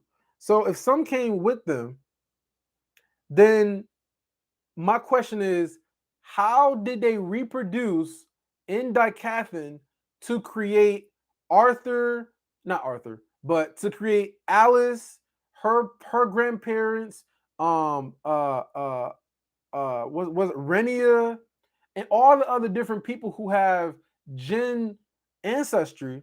How did they all come to be if all of them got killed? And then the only few who survived came with Mordain to the hearth. I'm still trying to understand how that makes sense. Some people had to stay and reproduce with humans. Maybe they like blended in, or I don't know.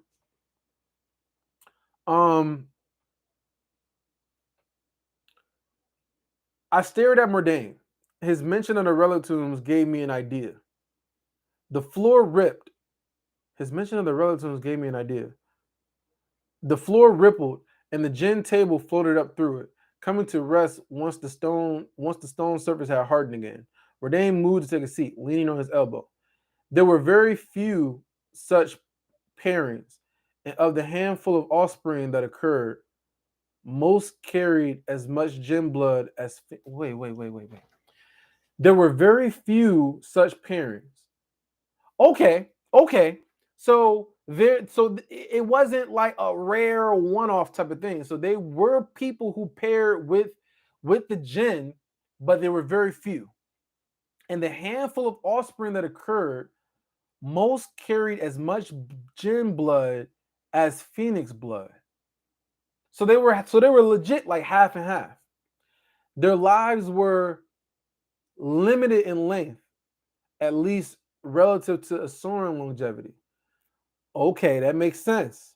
That makes sense. See, I was thinking that maybe some of the jinn can live for a long time with their ethers, but it doesn't seem like it. It seems like they still have the lifespan of a human. But listen though, lifespans of humans is not like 100 years, whatever. Because we know that what's my guy's name? God, I be forgetting names, y'all.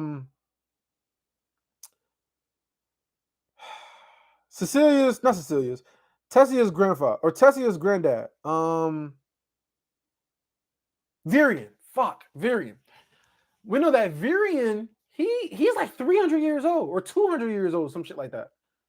So like they live a relatively long time. So I mean, if you got half Phoenix blood, half Jinn blood, maybe your lifespan is maybe 1,000 years, maybe 2,500, something like that. Because these motherfuckers Asuras can live for tens of thousands of years.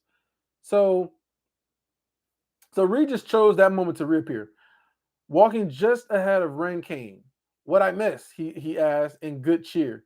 Good timing. I hope you got what you needed. We're heading back to Vidorio as soon as Chul is ready. Wait, they're not about to talk? They're not. What's going on with Oldir? Is he about to help, or is he just?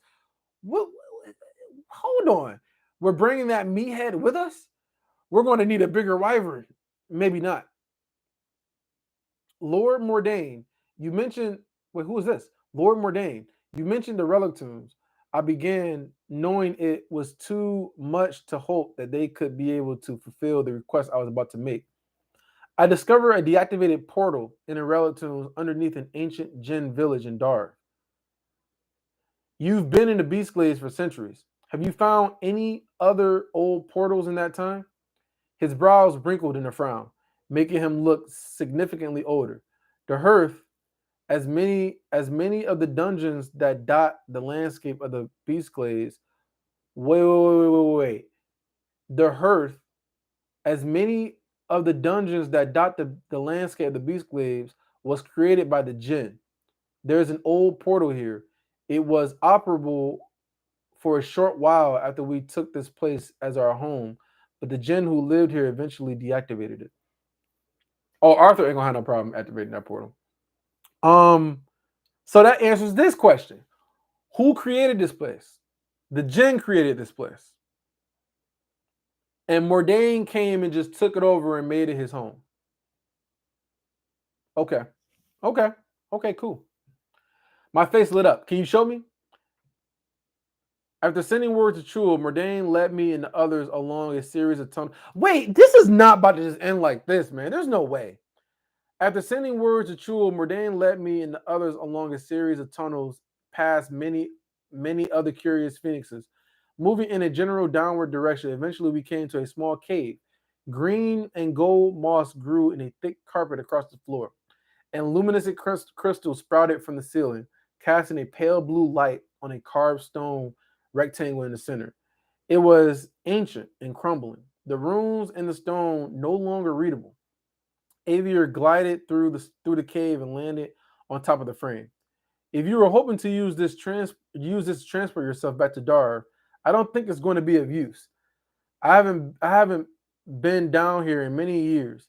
It's like walking into a living memory, Mordain said with a sigh. Walking up beside the phoenix, I gently touched the stone arch before turning around to face Aldir. I held up my hand, revealing Sylvia's stone resting in my palm. You said you wanted to make amends, right? This is how you can start. Wait, there's no way. Okay, hold on. Hold on. Hold on. Hold on. Hold on. Hold on. Are you telling me he's about to leave? Okay, so Aldir is about to be left there. And he's gonna give Aldir Sylvie Stone. And he's gonna say, listen, figure out a way to bring her back. And if you do this, this is how you can make amends. And he's gonna leave him there with the stone. And he's gonna go off to Vildorio with Chul, and they're gonna do whatever they're gonna do, and he's gonna be left there. Because I was wondering, like, so what the hell is Alder gonna do? Because they still haven't even had a full conversation yet. Like, he still hasn't even made amends. And he gave him that box of dirt, and that was it. And so he's gonna leave Sylvie's resurrection, I would call it. He's gonna leave that to Aldir. I held out my hand, revealing Sylvie's stone resting in my palm. You say you wanted to make amends, right? This is how you can start. That's the only thing that makes sense. That's the only thing that makes sense to me. Because but they haven't even had a whole conversation yet. Like, this all happened super quick. Like, they literally talked, exchanged like a couple pleasantries, had a fight, and then he's like, all right, I'm out of here. Chul's coming with me. And that was it. Like, is it really about to just end? Like, is he? I got so many questions. Like, how are they going to react? I'm going to read some of you guys' comments in a second. But how are they going to react to Chul being there? Is he going to show Chul to the rest of the group? Is Kez is going to send some dragons there, and they're going to be suspicious about who the fuck this Chul guy is, and will that grow some big suspicions, and they're going to have some complications when it comes to that? Is Arthur allying with Aldir and Mordain now, or is this? It just don't make sense. Is he just saying fuck Kez's and I don't need your help anymore because I got Chul? Is Ren gonna come along with him? I got so many questions, man. It kind of just left as a cliffhanger. I'm not missing anything, right? I'm not missing anything. But let me see. What did some of you guys say? Okay, he can feature for just like Renia. Oh, Renia. Yeah. That's probably right. I'm fucking stupid, right? Because remember, Renia was taught from Mordain. Mordain was Renia's teacher. That's how she learned what she learned. So yeah, that makes a whole lot of sense. He's a seer. Okay. Keep reading. I wonder if he's half human. Damn. Okay.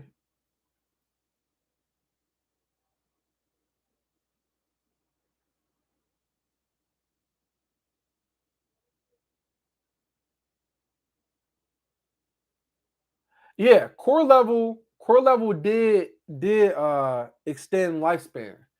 It did extend lifespan because like the higher because remember Virion silver core, the higher your core, the longer your lifespan.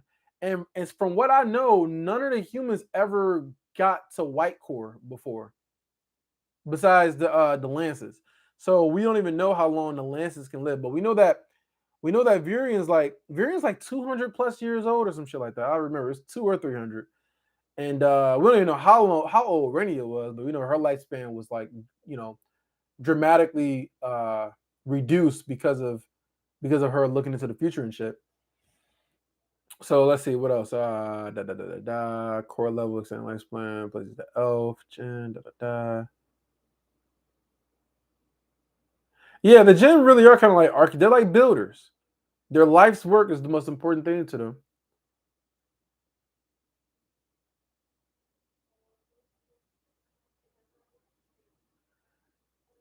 You think he's gonna go to the void realm?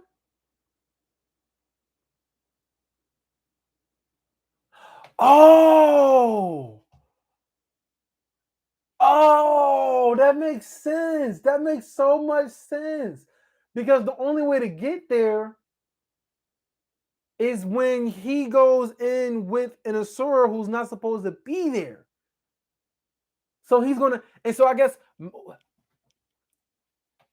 I didn't even think about that. That is so true. So he held out his hand, revealing Sylvie's stone resting on palm. You say you went to make amends, right? This is how you can start. That makes sense. So he's gonna have Aldir go with him. But here's my thing: why Aldir and not Chul? Chul's half a Asuran. So wouldn't it still? Maybe it wouldn't work because he's half. Maybe he'll actually be able to go into the relic tombs. But he asked him if he had a portal that was going to go to the sanctuary. So my immediate thinking was that he was going to, activate this portal to go to the sanctuary. But this makes sense. So does that mean that Sylvie is coming back? Does that mean Sylvie's coming back soon? Because I think it's been a long time since Sylvie's been gone. Like Sylvie needs to come back soon. Otherwise, it's just like, okay, like is she gonna come back when everything's over? So I mean, this makes a perfect opportunity to bring Sylvie back. I didn't even think about that. That's a really good point. But yeah. So yeah, I mean, I guess Chul wouldn't work because he might be half and it might not work. So he needs Aldir to do it. It could have been Ren too, because Ren's in the sewer, but Aldir is the way of making amends. Wow. So does that mean that we're about to get Sylvie back though? Because remember, he left because he left that place because it was breaking down and he didn't have enough time and he needed Regis to keep the portal open in order for him to get back. But Regis was talking about how he was struggling, how he couldn't just hold it open for very long. So it was time sensitive. So I guess Regis could probably do the exact same thing. And then he ended up using God Step to get back. So I mean it's a risk, but we know Arthur takes a ton of risk, and it's like a risk worth taking, right? So let me see. So yeah, that's a really good point that he's going to actually use him to bring back Sylvie. That's crazy, and revive her there. Wow.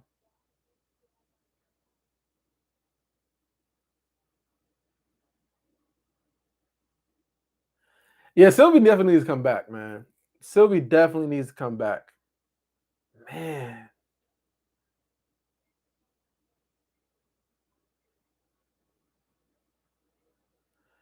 Um, who I think is stronger, right? So when it comes to power levels, when it comes to power levels, I'm telling you, Mordane's top three.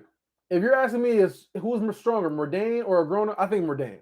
I think Mordane all day, hands down. I think Mordane rivals Kezis. I mean, with future sight, like I mean, yeah, there's no way. Although, and it seems to me like he can do it.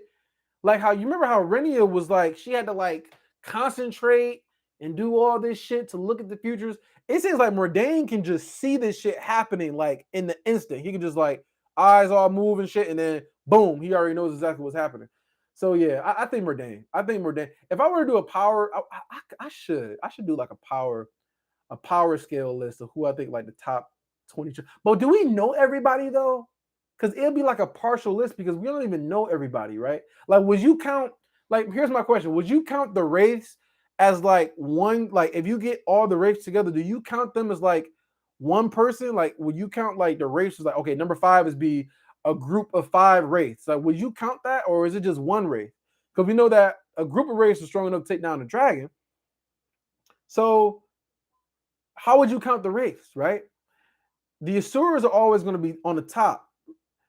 I don't know. It definitely be interesting to go through, kind of go through the characters and see who's the strongest, who are. But then again, I don't know. The power levels in this story is it's very mysterious, because we really don't know how strong someone is. Because like in the earlier parts of the story, we knew how strong someone was based off of their core level, right? We knew that silver core stronger than yellow core, which is stronger than the orange core, which is stronger than the red core. So we knew the levels of that, right? But then like once we got past like when you can get past white core, and then we knew there was a level beyond white core, and then we found out that there was fucking the scythes, which these scythes can just dominate a lance like no big deal, right? And then after we go to from scythe, we so because even the retainers of the scythes was giving the lances like a run for their money, right?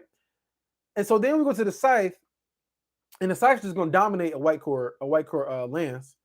And then we go from a scythe to fucking Agrona and the Asaurus, and then we go from the and then like the Asaurus and Agrona is like they're fucking centuries apart.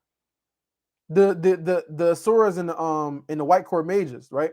And then after that, there's levels upon levels of Asuras, right? Not all Asuras are held on equal footing. So it's just you don't even know. You really don't even know. But we know who the top is. We know that Kezis is number one. We can all agree that Kezis is number one. But I think Mordain is number two, man. I think Mordain is number two. Anyway, let me see what else you guys are saying. Blah blah blah.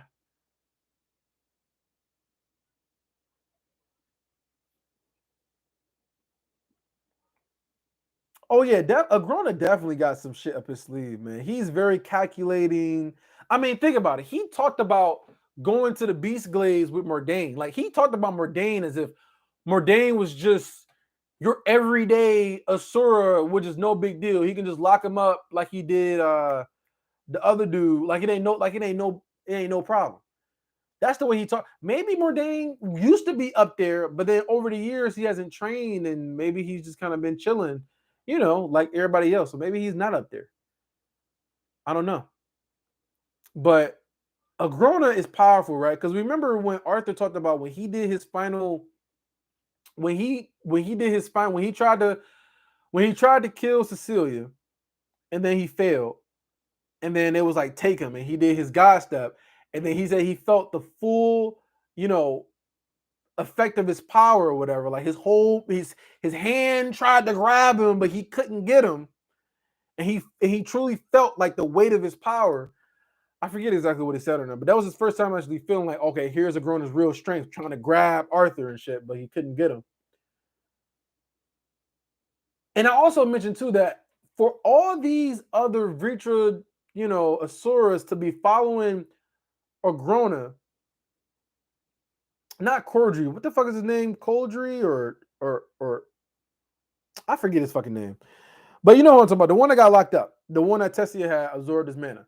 Kiros. Kiros, who I'm talking about. That's his name. So I had mentioned before, like, how is Kiros just following along with Agrona and just going I'm gonna just get locked up and no big deal. Like, if you're a fucking Asura, like if Agrona was like, you know what, you failed, you haven't lived up to expectations and now you're in prison. If I'm a Asura, I'm just like, the fuck you talking about in prison? You ain't imprisoning me. I'm an Asura. You know what I'm saying? Like but Kiros is like whining like a bitch. Like he was just like, please tell Agrona that I can do better. I'm just like, what the fuck? Like, is Agrona really this strong? So I think Agrona, yeah, Agrona's probably up there. Agrona's top 3. He's gotta be, right? I don't know. But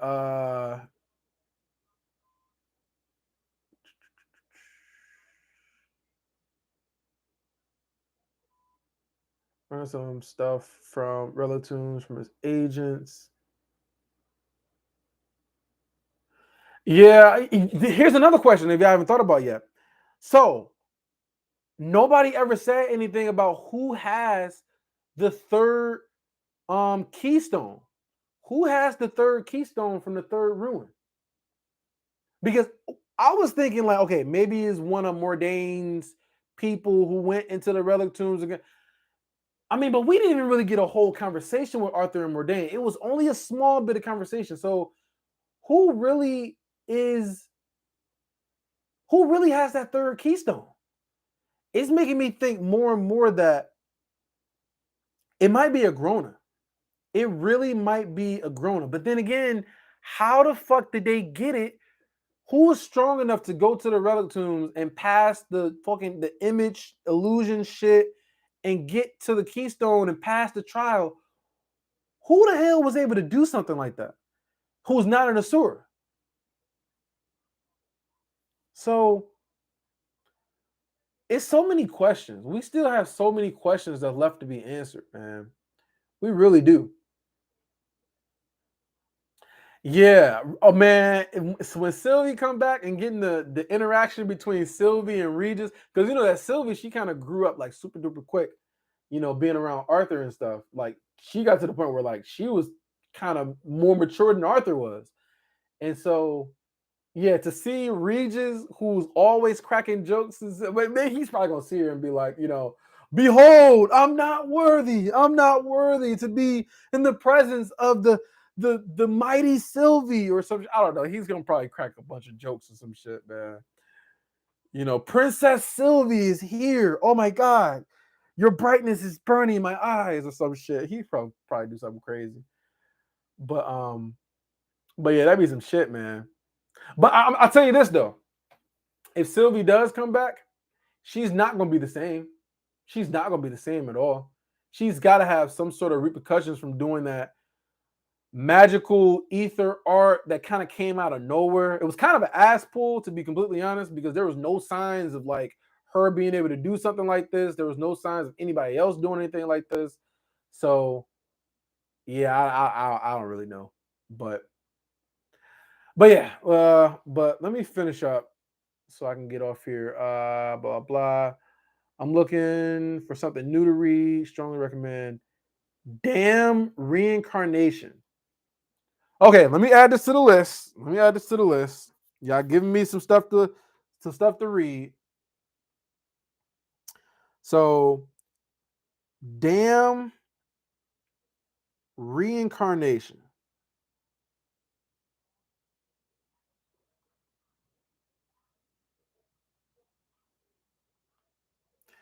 Okay. Damn Reincarnation. So is that another isekai? I wonder if there's another isekai. I haven't looked that up yet, but I will definitely check that one out. It has both manhwa and novel. Okay, okay.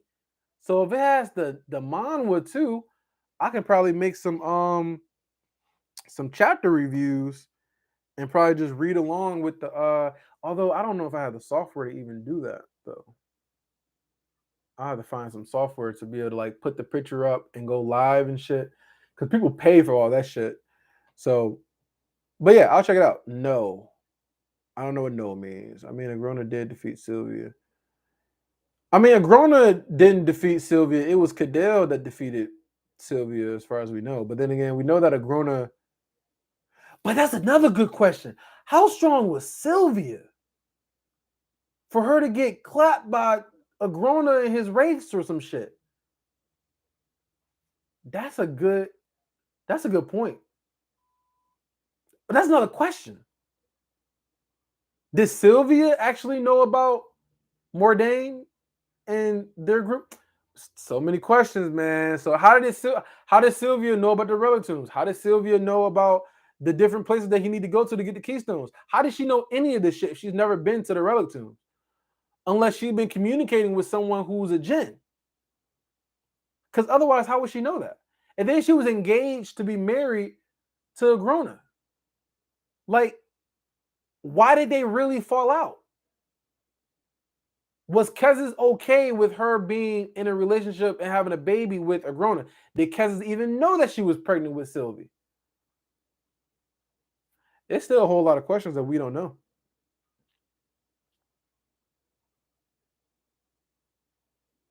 Yeah, Kiros is the name.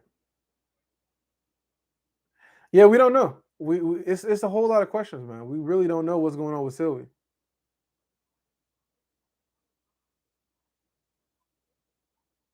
Yeah, Dawn, Lady Dawn came as a messenger. And I'm guessing so this was a long time ago. So if this is when Chul was a kid, so I mean, he had her locked up for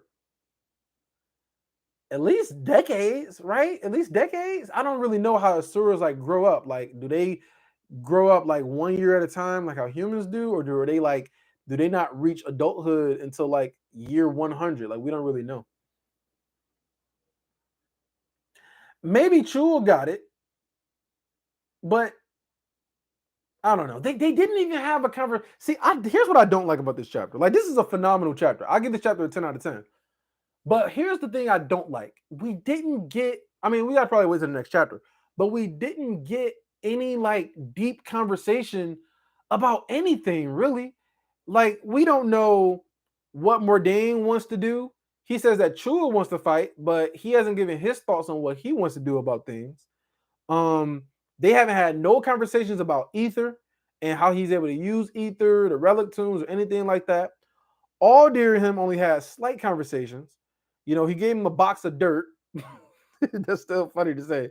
He gave him a box of dirt, and you know, and then like Ren, is all intrigued with Regis. That's normal, whatever. But like, we don't know how they feel about the Breacher clan and everything that's going on. Like, we don't know anything. It's kind of like he just showed up here, hey, fought Chul, and then Chul was like, hey, I respect you. Arthur's like, yeah, I respect you. Come with me. Chul's like, cool. And then now he's about to go, and I guess potentially revive Sylvie. So maybe that's where this chapter is going to end off. Maybe not chapter. Maybe this fuck, what am I talking about? This volume. Maybe this volume is going to end off volume 10. Is going to end off with Sylvie coming back. Just the biggest cliffhanger. Just, oh, Sylvie's back, and then boom, end of the volume. Wait for volume 11. You know? But then again, can y'all really see this story being wrapped up in one more volume? Because there's still so much to learn. There's still so much we don't know. I don't know. Maybe Sylvia was getting close to being born, and Sylvia was getting weaker. Maybe that's a good point. That's a good point because we know about childbirth or whatever. You want to stick to like the natural explanations of childbirth is that childbirth is when a woman is in her most vulnerable state, right? So maybe she was really weak during childbirth, which still kind of weird. Asaurus giving birth to children and putting them in the egg. I don't really know how that works. Like, did she give birth to like a mini dragon? Is that how it worked? I don't really know. And then I know she encased her in the egg, and that was like for protection in like a dimensional egg or some shit like that. Um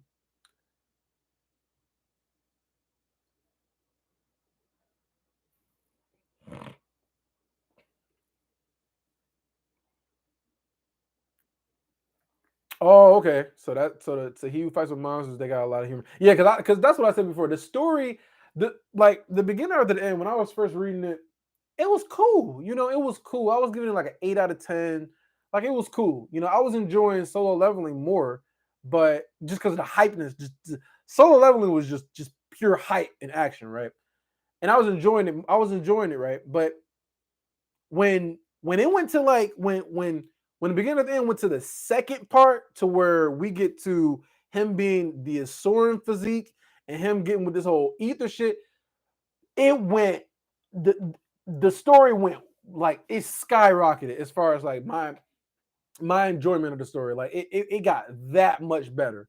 That much better. Like it was like, I was like, wow. Also, so we got ether now, but we still got mana, but then we still don't know the limits of mana because we still can get to other places. And then we got we learned more about the Asuras and shit. And then Alacria was so fascinating, just learning how all this shit worked in their society. And then Regis get in there, Regis just injecting that humor and fucking their whole journey in the relic tombs and him fucking bathing himself in lava and like doing all this shit, killing the centipede and fucking Regis coming and getting shitted out of the centipede's butt and shit. Like the shit was just went it went crazy. It went super crazy. The third room was destroyed, and it was said that it looked like it had burning marks and claw marks, so that's why I thought it was a phoenix. No, that was the fourth ruin. Was it? Wasn't that the fourth ruin? Maybe I'm confused. The fourth ruin. Which part was burned and had claw marks all over it? Because he ended up using Aurora's Requiem to bring everything back together. I could have sworn that was the fourth ruin.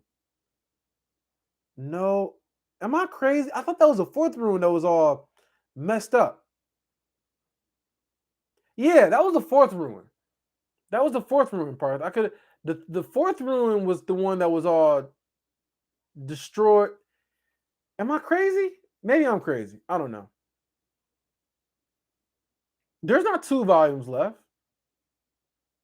I could have sworn Turtle Me said that he was finishing up in volume 11 because we already have volume 9 on Audible, right? So volume 9 is in Audible form, and then volume 10 is what we're reading now, and volume 10 is about to finish up, and then there's just volume 11, right? Am I crazy?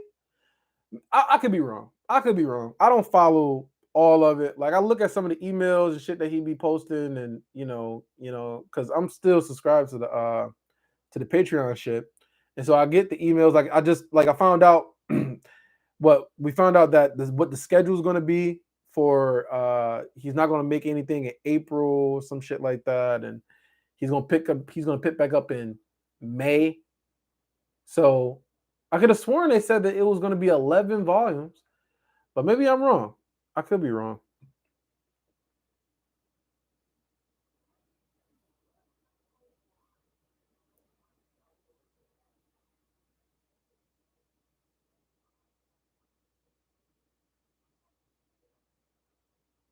Yeah, the daddy moment. That was my favorite. I cracked up when this motherfucker said "daddy." Yo, I'm just like, oh my god, that shit was crazy. So yeah, daddy was,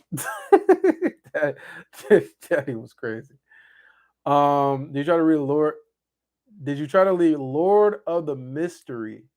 Mysterie. All right, let me add it to the list. I'm telling you, I appreciate it though. I appreciate y'all adding some stuff to the list because I really don't. I'm really not reading shit like I'm reading. Okay, so if y'all know what I'm reading One Piece, the beginning of the end. I'm reading Peerless. What is it called? Peerless Dad. I'm reading Peerless Dad. Although Peerless Dad, I'm not like following that heavily, but I'm still following it, right? So I'm reading Peerless Dad, One Piece, the beginning of the end. I was onto My Hero. I really fell off of My Hero, honestly. Like I just can't. I don't know. My Hero, I just kind of fell off of it. I'm sort of kind of caught up with what is it called? I'm forgetting everything right now. It's probably because I'm tired. Um, um, Asta, what the fuck is it called? Asta, the Black Bulls. It is free. I am losing my mind. What the fuck is it called? Asta and the Black Bulls, and then the fucking. Uh, it's that forgettable for me. Black Clover. Thank you, Black Clover. I cannot think of this shit. Yeah, I'm losing it. But yeah, Black Clover. I was kind of caught up to that, but like One Piece I enjoy the most. I've been reading that the longest. I mean, not the most. The beginning of the end I enjoy the most. One Piece is a close second, and Peerless Dad, and that's really about it. So let me see. So what did you say? Lord of the Mystery. So I got He Who Fights with Monsters, Damn Reincarnation. I'm gonna check that out. So Damn Reincarnation has a manga. And then He Who Fights with Monsters has an audio book. So let me add that on here. Audible. And then this has a manhwa, which I don't understand the difference between a manga and a manhwa and a comic book. Like, please tell me what's the difference. I know manga is more not color. Manhwa has color. But I'm guessing manhwa is just a Korean comic book. So I guess it's just a comic book. But Damn Reincarnation is a manhwa. And then you said Lord of the Mystery. So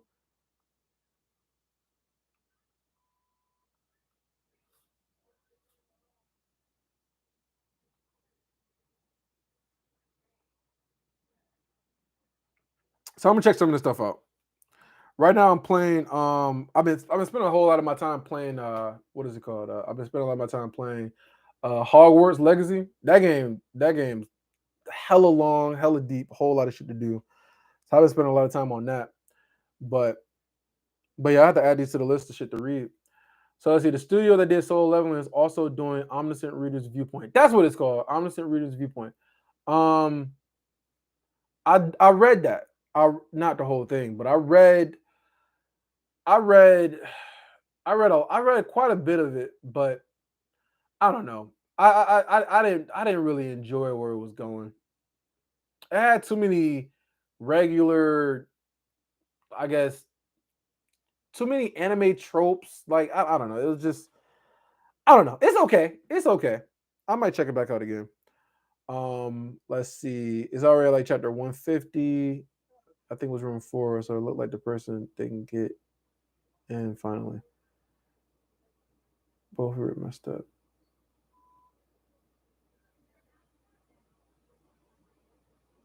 Were both of them messed up? I don't know, yeah. I'm forgetting because I'm still going back to whether the actual area was had the scars and shit like dragons, whatever. I could have sworn that was the third, or not the third, the fourth one. The fourth. You know what?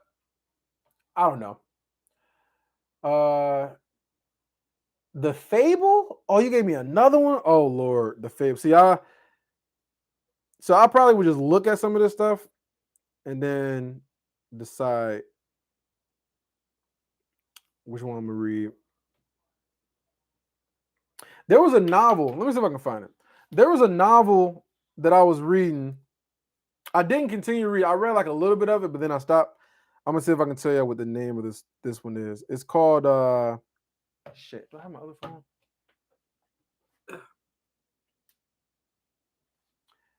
There was another novel I was reading. It was called I'm trying to think. I'm really trying to think. I'm really trying to think. I'm gonna see if I can get the name of this novel because it was another novel that was recommended. I heard about it. They said it was really, really good, and I don't think I started listening to the audio version of it, and it was like, let me see. Okay, so I should be able to find it in here on my other phone. I'm gonna be able to tell you guys what the hell this is called in a second.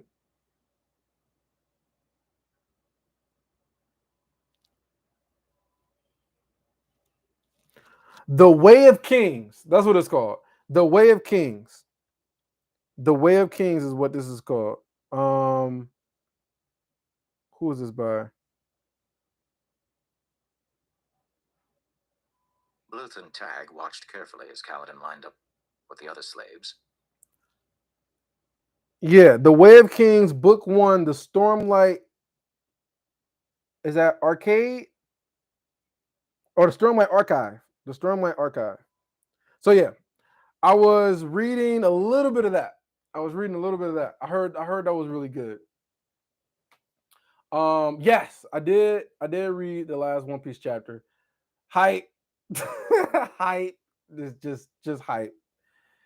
All hype for One Piece, man. I mean, I don't know. I've been kind of just reading it, just kind of been chilling, but yeah, getting people's reactions to some of the stuff. I'm just like, man, just Shanks, man, just annihilated his whole crew. Annihilation, man. Just complete and utter annihilation. Like, don't worry about it. Boom. And that was it. That was it. It was a wrap. Rest in peace, kid. Rest in peace, kid. But anyway, so yeah, that's the other story I was reading was The Way of Kings. Okay, so we got He Who Fights with Monsters was the audiobook. Damn Reincarnation, which is a manhwa. The Lord of the Mysteries. I don't know if the Lord of the Mysteries is that a novel? Is that a manhwa? Let me see what you said. Blah blah.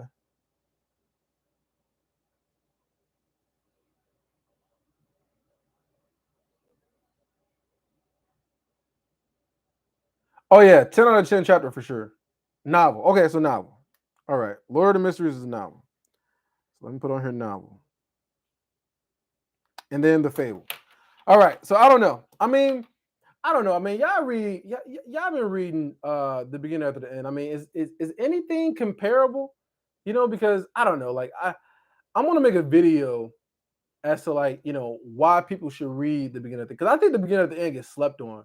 I really, really do. And I think it gets slept on so much just because I think that the beginning of it, the beginning of it is cool, but like once people, because people reading the comic over reading the actual novel, right?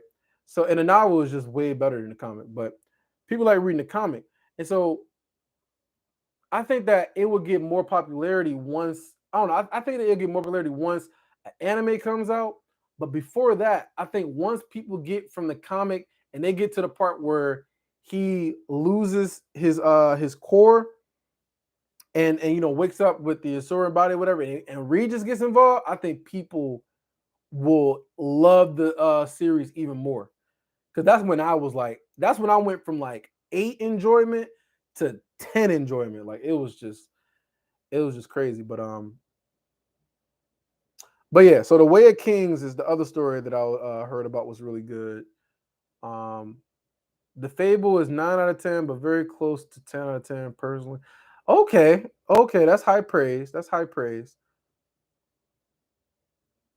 So yeah, so that's really about it. I want to make a video about why people should read the beginning after the end. And I guess the thing is, I guess just the things that I like about the story, because I would say the thing I like the most about the story is just like I like how simple it is. Like it's not super convoluted. It's not like anything grand and all these like One Piece. One Piece is like, oh, you got world building and more mysteries and the power system is just it's up to your imagination and it's like the beginning of the day is easy to get into because it's simple. Like you have mana, you have mana cores, the strength, you have red cores, you have red cores, you have orange core, you have yellow core, you have silver core, you have white core. People have mana beast. You can get a beast core, and then that beast core can have a beast will, and you can become a beast tamer, and like it's really simple. It's really simple, and then it gets more complex towards when the Asuras and shit get involved. But like it's really simple. And Arthur is the best part of the story for me. Arthur's the best part of the story because he's just like he's so complex. Like you would think that he's just this simple character who's just like, oh, he's just this overpowered MC. No, it's much deeper than that. It's much deeper than just him being an overpowered MC. He's like, he has a backstory. He has traumas. He gets character development. He has growing that he needs to do. He think he's so smart, think he knows everything, and he realizes that he's not. He doesn't. He realizes that just because you live longer than other people doesn't mean that you're more wise. He's emotionally fragile, right? Like he like his emotions go all over the place, and he don't always control his emotions. Like, but then he grows though because you got when his dad died at the wall, and him going into his severe grief mode, but he didn't let it overwhelm him to where Trotius, and I'll not forget this guy's name, to where Trotius Flamesworth, he was there, he could have easily just killed him. Like his past life, his past self, he would have just killed him and didn't think shit of it. But he thought about it. He started to be tactical. He was like, you know what? Even though I'm in this state, I'm not going to just lash out and just kill you. I'm going to use you and strip you of what you care about the most, which is your title, your name, all the shit that you own, your power and your house. And he hurt him where where he hurts the most. And then it gets to the part where how he deals with his father dying, and how he didn't come to his family and be there even though they needed him, because he thought that they would look at him as like a burden, as to like, he promised that his dad was going to be safe, and he broke his promise, and he doesn't want to face him, and just like, and then when he finally, like, it's so, man, it got so much emotional weight, man. It's just like, man, like, and then you get and then you get also like you get the Catherines and stuff, and then you get the Tessias, and then you get other people who was like, okay, potential mates and shit like that. So that's kind of cool. And then like, I remember the one part where he was sitting on the steps, and his dad was there. It was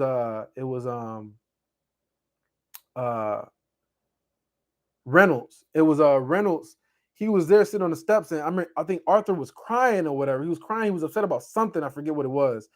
And then his dad was just like, like, that's just kind of part of, I don't know what the fuck he said. I forget what he said, but I remember the feeling where I'm just like, oh shit, his dad is a real one, right? His dad is an OG. Like, he literally just sat there and just like, was just having someone around to comfort you, but you ain't getting no hugs or anything. Like, you just got that masculine, like, it's just so much shit to like about the story and Arthur as a character. And just like everything he puts himself through just to even get to where he's at right now, the sacrifices that he makes, he puts everybody else before himself. But he's not a bitch though. Like, he's not, I'm gonna come and save you, and he's not Naruto. Like, oh my god, you betrayed me and you killed me, and I'm gonna save you because you're my friend and we're nakamas, and like all that annoying ass kitty baby shit. He's not like that at all. He's like, he will fucking kill you though. He will kill you, and like, but he will kill you, but then he will be saddened by your death. Like with Casey, he'll kill you. He's like, I know you tried to kill my sister and everything. I'm not about to hold back, but I still feel bad that it ended the way it did. Like, so he has empathy towards people and remorse, and just, he's not this all powerful, I'm gonna fuck everybody up. Like, he still has people, even when he was a Lance, he still has people who were stronger than him. He still had people like the Asura. So he wasn't just all power. He still had the retainers who was giving him a run for his money. You still got the size who he met Saris and he already knew he couldn't fuck with her. And then you got Agrona. And then you got the other Asura. Like, he's not this all-powerful one hitter. I'm fucking everybody. Like, he still has challenge. He still be close to death. Like, y'all get what I'm saying? Like, it's just so it's so much. It's so much. But I'm kind of just going on a rant about it. But yeah, like it really kind of captivated me about the story. So, like, it's different. It's different from all the other stories I done read because of Arthur being the main character. And then now you rooting for him to save his people and save everybody, but you don't know how it's going to end. So yeah, that's a great story, man. Great story for sure. But I gotta get out of here, y'all. I gotta get out of here, but I appreciate everybody who had joined in. I enjoyed just kind of the conversation, just kind of talking about everything and getting the theories and stuff. As far as what's going forward, I'm gonna make another chapter or another review of the comic. I'll make another one of that. That should take a long time though. But I'll make another one of those. So look forward to that one. I did the review of this book. This trash ass book. I can say trash, but my shit was fucked up. But no, honestly though, like I said before, like this book is. Do y'all have the comic book or do y'all not fuck with the comic book? Y'all just read the novel. I'm really curious about that. But it looks better than the first one. Like, cause I was reading. Let me see if I can get it really quick. Where the fuck is it? I was reading the first one, and I went through when I was doing my review, and the first one has way more blurry pages than the second one. The second one has a lot less blurry pages. And so it's still cool. It's still cool, but $18 if you can get it on sale on Amazon, I think that's a decent price. But yeah, so I did that, and then I'm gonna do a more comic chapter. I don't know, man. I need more likes and more fucking subscribers because the channel's not even growing that much. I don't know. I don't know if it's just the novel. Maybe people just don't really care and fuck with the novel that much. I don't know. But I mostly just do this on my free time and just kind of just have fun with it. And I don't always have time to get everything out because your boy gotta work, being on the road and shit. So, but anyway, I gotta get out of here though. But I appreciate y'all joining in. And the chapter was dope. And a top 20 T-bait video, I could do that. It takes some preparation because I got to get all the characters and who I think strong. Maybe people have potential. Maybe people have like Ellie. Ellie got potential to be up there, but we don't really know. Is she gonna unlock the second phase of her beast will? We don't really know. So a lot of things and potentials, So I don't really know, but I'll think about it. I'll think about doing something like that. And but yeah, I appreciate you guys, and I'll check you out in the next video. I'll make a Discord server. I gotta figure out what Discord is all about anyway, because I don't even know what the hell Discord is even about. So it's stuff to think about. But I'm gonna get up out of here. Appreciate you guys. Appreciate the likes and stuff, and I'll check you guys out in the next video. Peace.